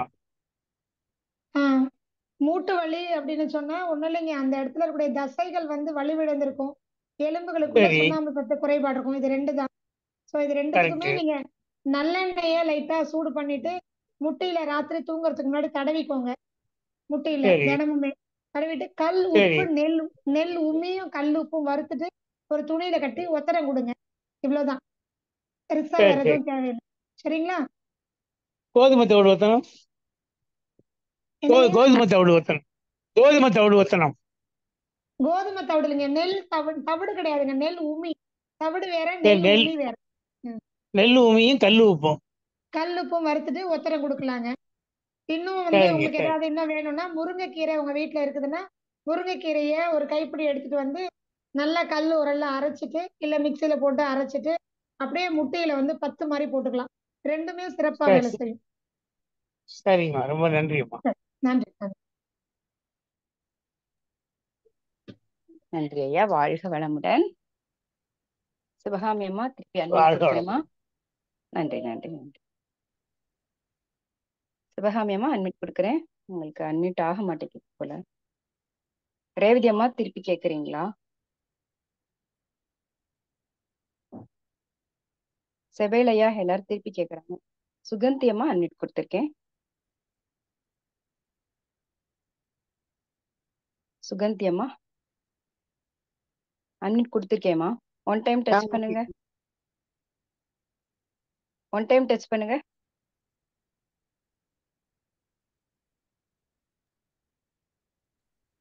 கேளுங்கம்மா விழுதுங்களா? கேளுங்கம்மா. கேக்குது கேக்குது. அம்மா வணக்கம்மா. அம்மா வணக்கம், சொல்லுங்க. நான் சுகந்தி பேசுறேம்மா. சொல்லுங்க சுகந்திமா. இது இது உண்ணா நோன்பு வந்து எவ்வளவு நாளைக்கு ஒன்ஸ் செய்யணும் இருக்கணுமா? உண்ணா நோன்பும் சரி, இந்த மௌன விரதம். நான் வந்து பாதியில இருந்து தான் வந்தேன், எனக்கு சிக்னல் கிடைக்கல. இந்த ரெக்கார்டு இது வந்து கிடைக்குமா மேம்? அது எதுல போய் பார்க்கலாம் மேம்? அது ரெண்டும் எனக்கு சொல்லுங்க மேம்.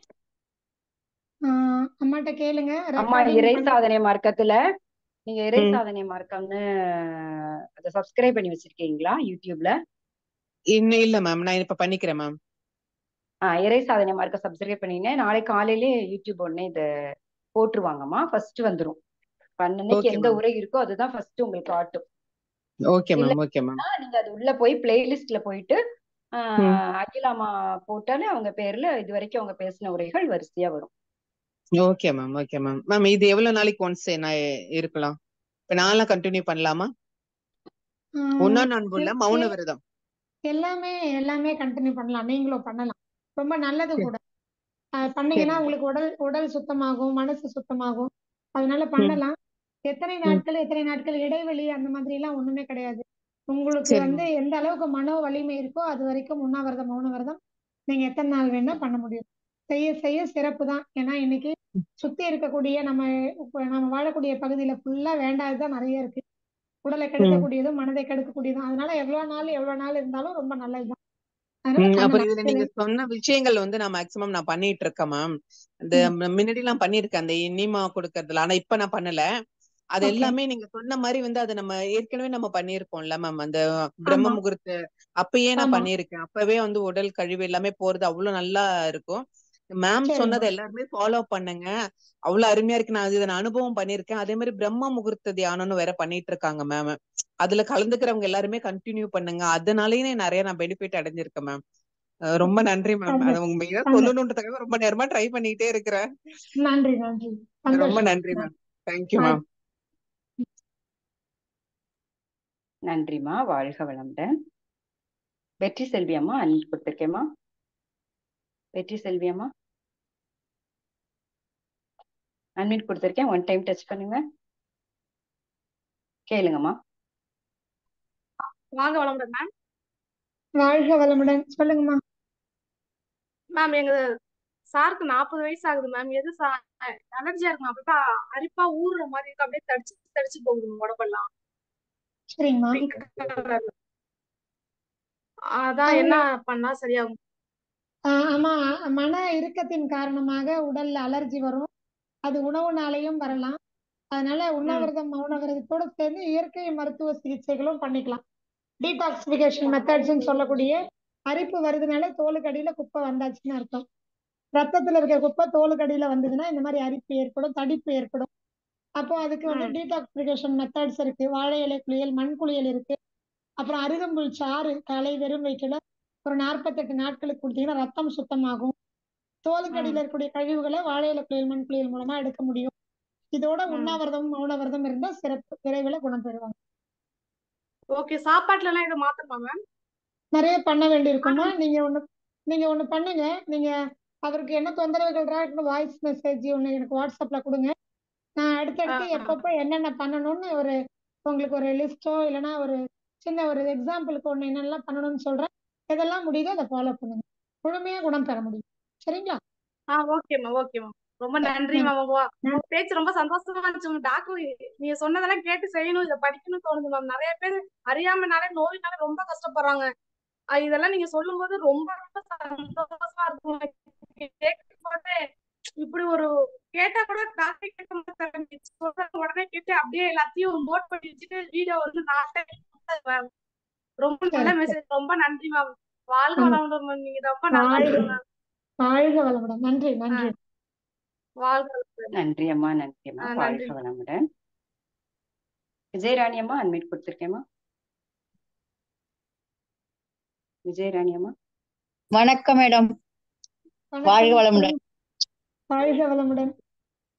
எங்க வீட்டுக்காரங்களுக்கு சுகரு பிபிலாம் இருக்கு மேடம். தொண்டை வந்து எப்ப பார்த்தாலும் கம்மலாவே பேசுறாங்க. ம் அதுக்கு என்ன மேடம் பண்ணலாம்? தொண்டை கர கர கரன்னு எப்போதுமே பேச்சு வந்து கிளீனா வரமாட்டேங்குது. சரிங்கம்மா. ஒரு அதிகபட்சம் ஒரு 24 மணி நேரம் அவரை மௌன விரதமும் உண்ணாவிரதம் இருக்க சொல்லுங்க. நிச்சயமா மாற்றம் ஏற்படும். அதுக்கப்புறம் தேவை இருந்ததுன்னா 2 நாட்கள் திரும்பவும் கூட இருக்கலாம். அவருக்கு இருக்க முடியுமான்னு பார்க்க சொல்லுங்க. ஒரு முறை இந்த வீடியோவை நாளைக்கு அவரை வந்து யூடியூப்ல பார்க்க சொல்லுங்க. இப்பதான் சரிங்கம்மா. சொன்னாங்க நாளை காலையில அப்லோட் பண்ணிடுவோன்னு. பார்த்துட்டு அவரை பார்க்க வைங்க. அந்த புரிதல் இருந்ததுன்னா தான் அவங்களால உண்ணாவிரதம் மௌன விரதம் இருக்க முடியும். நிறைய சுகர் பேஷண்ட்ஸ்க்கு நிறைய தேவையில்லாத பதிவுகள் இருக்கு. சாப்பிடாம விட்டுட்டா சுகர் ஏறிடும், பழங்கள் சாப்பிட்டா சுகர் ஏறிடும், இது அந்த மாதிரி. அப்போ நம்ம இதை வச்சு முழுசா பேசியிருக்கோம். இப்போ அந்த புரிதல் இருந்தாங்கன்னா கண்டிப்பா இந்த பிரச்சனை ஒரு நாள்ல சரியா போகும். ஓகே சரிங்களா? நன்றி. நன்றிம்மா. நன்றி நன்றி. நன்றிம்மா. வாழ்க வளமுடன். அம்மா ஃபோன் நம்பர்ல வந்துருக்கீங்க. 02312 அன்மியூட் கொடுத்துருக்கேம்மா.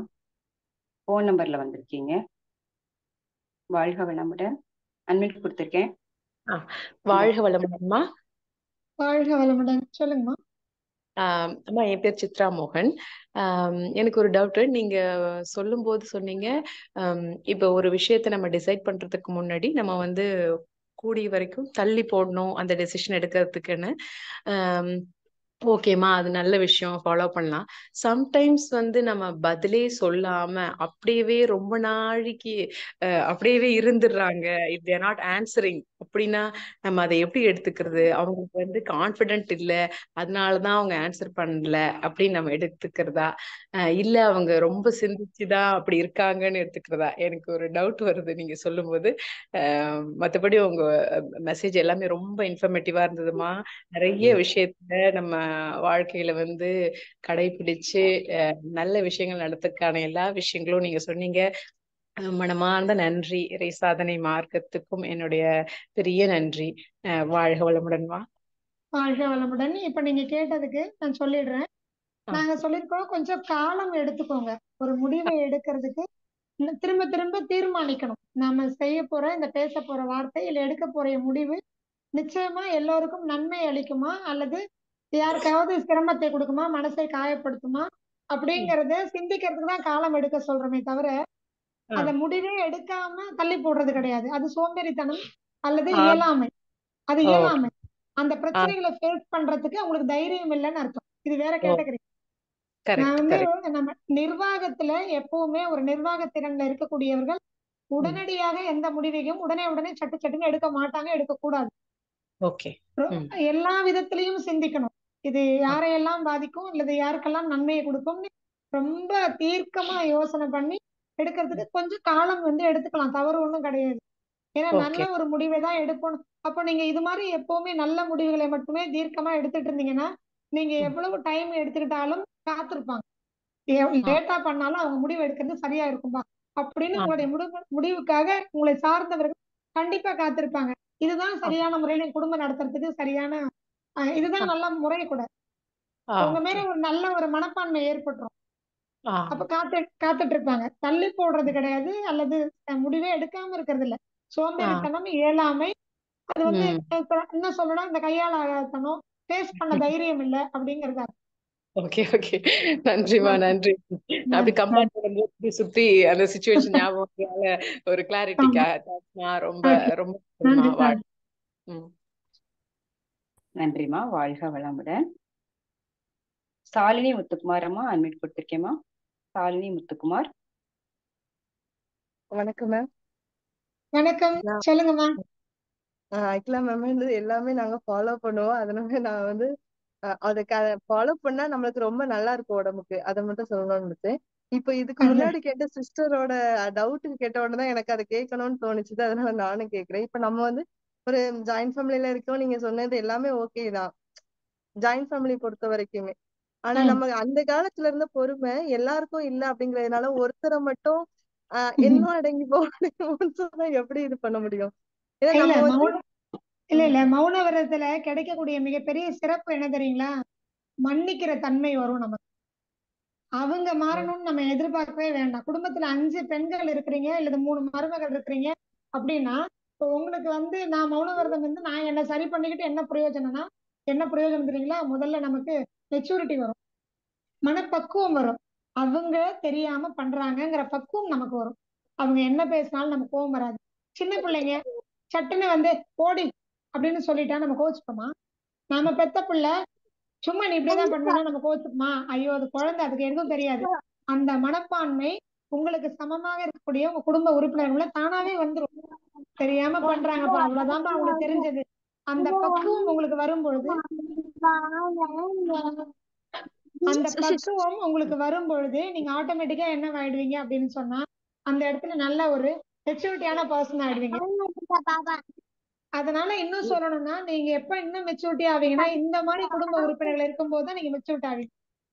அதனால அது இருக்கணும் என்னால உணர அந்த முடியுது. மெச்சூரிட்டி. இல்ல மௌனவிரதம் நீங்க இடையில உங்களை பார்த்து நான் இருந்தேன். ஏன்னா ரிஷி சொன்னா அம்மா மௌனவிரதம் மௌனவிரதம். அதுக்கு பிறகு என்னால அதை கண்டினியூ பண்ண முடியல. ஆனா என்ன ஒரு மனசுல வருது. அப்போ இல்ல நம்ம ஸ்டெடியா இருக்குமா? ஓகே கரெக்ட் தான், பண்றது கரெக்ட் தான். ஆனா அதுக்கான ஒரு அப்ரிசியேஷன் வேண்டாம். ஆனா ஒரு எல்லாருமே ஒரு நம்மள தாழ்த்தி சொல்ற மாதிரி ஒரு சிச்சுவேஷன்ல இருக்குமோ அப்படிங்கிற ஒரு லோன்லினஸ் சில நேரம் வந்துருது. இல்ல அது இடையில வராது. இருந்தேன், அது நீங்க கூட என்னால இருக்க முடியும். தொடர்ந்து பண்ணுங்க. தொடர்ந்து பண்ணுங்க, நமக்கு எதிர்பார்ப்பே வராது. இன்னொன்னு, ஆமா நமக்கான அந்த நமக்கு வந்து என்ன கிடைக்கும்னு சொன்னா அங்கீகாரம் தானாவே நமக்கு நம்மளே வந்து கொடுத்துக்க முடியும். தானாவே நடக்கும் அது. அதுக்கான உத்தரவாதம் கிடைச்சிடும். ஓகே, நம்ம கரெக்டா தான் முடிவு எடுத்துக்கோம், நம்ம கரெக்டா தான் நடக்கிறோம், நம்ம சரியா தான் இருக்கோம் அப்படிங்கிறது ஒவ்வொரு சூழலையும் நீங்க உணர முடியும். அதனால கண்டினியூ பண்ணுங்க, அப்பதான் அந்த ரிசல்ட்டை நீங்க அனுபவிக்க முடியும். சரிம்மா, கண்டிப்பா. வாழ்க்கை சந்தோஷம். வளமுடன்மா. கண்டிப்பா நான் வாழ்க follow வளமுடன், பண்றேன். வாழ்க வளமுடன். நன்றி. நன்றிம்மா.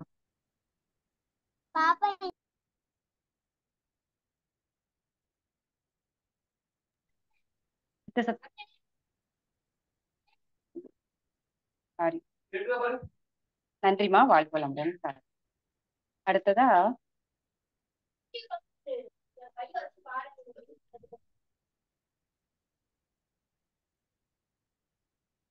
சாரிம்மா, தனலட்சுமி அம்மா அன்மிட் கொடுத்துருக்கேம்மா. தனலட்சுமி வணக்கம் அம்மா. அம்மா. வணக்கம் மேடம். வணக்கம்மா, சொல்லுங்க. மேடம், என்னோட பையன் வந்து ஸ்பெஷல் சைல்டு, 18 வயசு ஆகுது. சரிம்மா. அவனுக்கு சாப்பாடு மெத்தட்ல வந்து நம்ம, அதாவது சில டைம் அவனே விரும்பி சாப்பாடு கேட்கறான், சில டைம் கேப் விடாமலும் அடம் பிடிச்சு கேட்கறான். நம்ம சொல்ற விஷயங்கள் அவனுக்கு புரிய மாட்டேங்குது. ஸோ பிளஸ் அவனுக்கு வந்து இந்த நம்மளோட நோன்பு அந்த மாதிரி விரத முறைகள் அதெல்லாம் அவனுக்கு ஃபாலோ பண்ண வைக்க முடியாது. ஸோ அவனோட ஹெல்த்தை நல்லா வச்சுக்கிறதுக்கு என்ன மாதிரி சாப்பாடு இது ஃபாலோ பண்ணலாம் மேடம்? நமக்கு நிறைய வழிமுறைகள் இருக்கு. உங்களுடைய சூழலுக்கு எது ஒத்து வருங்கிறத நீங்க எனக்கு ஒரு முறை எனக்கு வாட்ஸ்அப்ல தொடர்பு கொண்டீங்கன்னா, மேடம், ஏன்னா உங்களை அவங்கள நேர்ல பார்க்கணும்னா சென்னையில எங்க பார்க்கலாம் மேம்? நான் இப்போ அகச்சுடர் வாழ்வியல் மையம்னு ஒன்று நடத்திட்டு இருக்கிறேம்மா, அயனம்பாக்கம்ல. அங்கதான் வந்து நான் இருக்கேன், இப்போ அங்கேதான் தங்கி இருக்கேன். அதனால நீங்க ஞாயிற்றுக்கிழமை அந்த மாதிரி நாட்கள்ல வரலாம். தொடர்பு கொண்டுட்டு வாங்க, ஒரு முறை தகவல் கொடுத்துட்டு வாங்க, நேர்ல அம்மா அந்த உங்களோட குழந்தைய அழைச்சிட்டு வாங்க, நான் பேசுறேன். கண்டிப்பா மேடம். அம்மா உங்களோட சரி, நம்பர் எங்க கிடைக்கும் மேம்? நீங்க எங்க குழுவுல கேளுங்க, அவங்க நம்ம இறை சாதனை மார்க்கம்ல இருக்கு, நீங்க அவங்கள்ட்ட கேட்டீங்கன்னா வாங்கிக்கலாங்க. ஓகே சரிங்களா? மேம். ஏன்னா நான் உங்களோட ஸ்பீச் இப்பதான் 2வது ஸ்பீச் கேட்கிறேன் நானு. ஸோ ஓ, சரி. என்ன என் பையனுக்கு அது ரொம்ப உதவியா இருக்கும்னு நிச்சயமா, நிச்சயமா. உடல் சரி, நான் ரீதியாவும் உங்களை நேர்ல வந்து பாக்குறேன். ஆமா, நீங்க பண்ண வேண்டிய வேலைதான் இதுல நிறைய இருக்கும். இந்த மாதிரி குழந்தைகளை பொறுத்த வரைக்கும் உங்களுக்கு நான் சில விஷயங்களை சொல்லி கொடுக்குறேன், நீங்க அதை ஃபாலோ பண்ணாலே போதுமானது. சரிங்களா? சரிங்கம்மா, சரிங்கம்மா. ரொம்ப நன்றி, நன்றிங்கம்மா. நன்றி, நன்றி. வாழ்க வளமுடன்மா. அம்மா ஒரே ஒரு தடவை மட்டும் நம்பர் சொல்லுங்க, நம்ம சாட்லயும் போட்டுருங்க, நானும் வச்சுக்கேன். அம்மா 73 95 95 95 96 96 35 35 08 08 7395963508. ஆமா. கொஞ்சம் நோட் பண்ணிக்கோங்க, யாரும் சாட்லயும் போடுறோம். வாழ்க வளமுடன். நன்றிம்மா, வாழ்க வளமுடன். அடுத்ததா செவேலையா திருப்பி கேட்டிருக்கீங்களா? அன்மிட் கொடுத்துருக்கேன். செவேலையா. அம்மா வாழ்க வளமுடன், வாய்ப்பு கொடுத்ததுக்கு மிக்க நன்றிம்மா. என்னுடைய பையன்மா ஒரு 18 வயசு ஆகுது. அவன் ரைட்டிங் கையில சொட்டிங் வந்துகிட்டே இருக்குமா, காலையிலயும் சொட்டிங் வந்துகிட்டே இருக்கு. அதே மாதிரி ஸ்கூல்ல போன ஷூ வந்து, ஏன்னா தண்ணி சொட்டிங்னால சுமல்ல உடனே வந்துடுது. அவன் கையில தண்ணி விழுவாததுக்கும் கால்ல சொட்டிங் வராதுக்கும் நம்ம என்னென்ன வழிகள் பின்பற்றலாமா? ஐயா, இது வந்து ஒரு ஹார்மோனல் இம்பேலன்ஸ்ங்கய்யா. இது வியர்வை சுரப்பிகள்ல வரக்கூடிய தொந்தரவு, ஹார்மோன்ஸ் சேஞ்சஸ்னால வரக்கூடியது.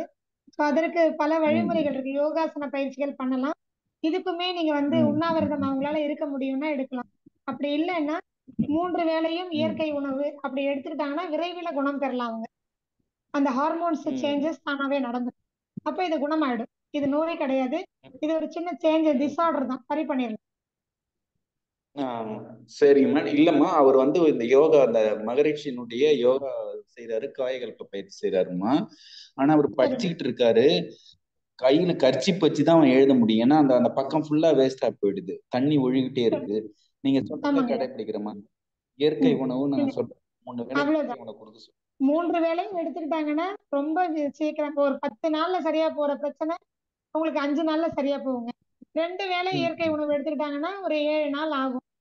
ஒருவேளைதான் இயற்கை சரிங்க உணவு அவரால் எடுத்துக்க முடியும்னா 10 நாள் ஆகும். அவ்வளவுதாங்க வித்தியாசம், வேற ஒண்ணும் இல்லை. ஆனா சரியா போயிடும். சரிங்கம்மா, நல்லதும்மா. செய்யறோம், கண்டுபிடிச்சு கிடப்புறேன். இந்த உண்ணாவிரதம் ட்ரை பண்ணி அவங்க ரொம்ப நிச்சயமாங்க. மகிழ்ச்சி மேடம். நன்றி. நல்லதும்மா. உங்களை ஃப்ரீயா இருக்குள்ள கான்டாக்ட் பண்றோம். வாழ்த்துக்கள், வாழ்த்து. நிச்சயமா. வாய்ப்பு நன்றி கொடுத்தது ஐயா, வாழ்க வளமுடன். நன்றி ஐயா. அம்மா வணக்கம். நான் இப்போ ஸ்கூல்ல இருக்கேங்க. பிள்ளைங்களுக்கு கொஞ்சம் கவனிக்க வேண்டியிருக்கு. ஏதாவது இதுக்குமே டவுட் இருந்ததுன்னா எனக்கு வாட்ஸ்அப்ல தொடர்பு கொள்ள சொல்லுங்க. மன்னிக்கணும் இடையில பண்றதுக்கு. ரொம்ப நன்றிம்மா, நீங்க இவ்வளவு நேரம் எடுத்ததே ரொம்ப சரிங்க. அதிகம். ஆமா. நன்றிம்மா. வாழ்க சரி, வளமுடன். சரி. மிக வாழ்க சிறப்பாக வளமுடன். அம்மா அவங்க நம்ம அத்தனை பேர் கேள்விக்கும் பொறுமையா கொடுத்தாங்க. அம்மா அவங்களை எல்லாரும் வாழ்த்திடலாம். மீண்டும் ஒரு முறை அகிலா அம்மா, இயற்கை மருத்துவர், நேச்சுரோபதி டாக்டர்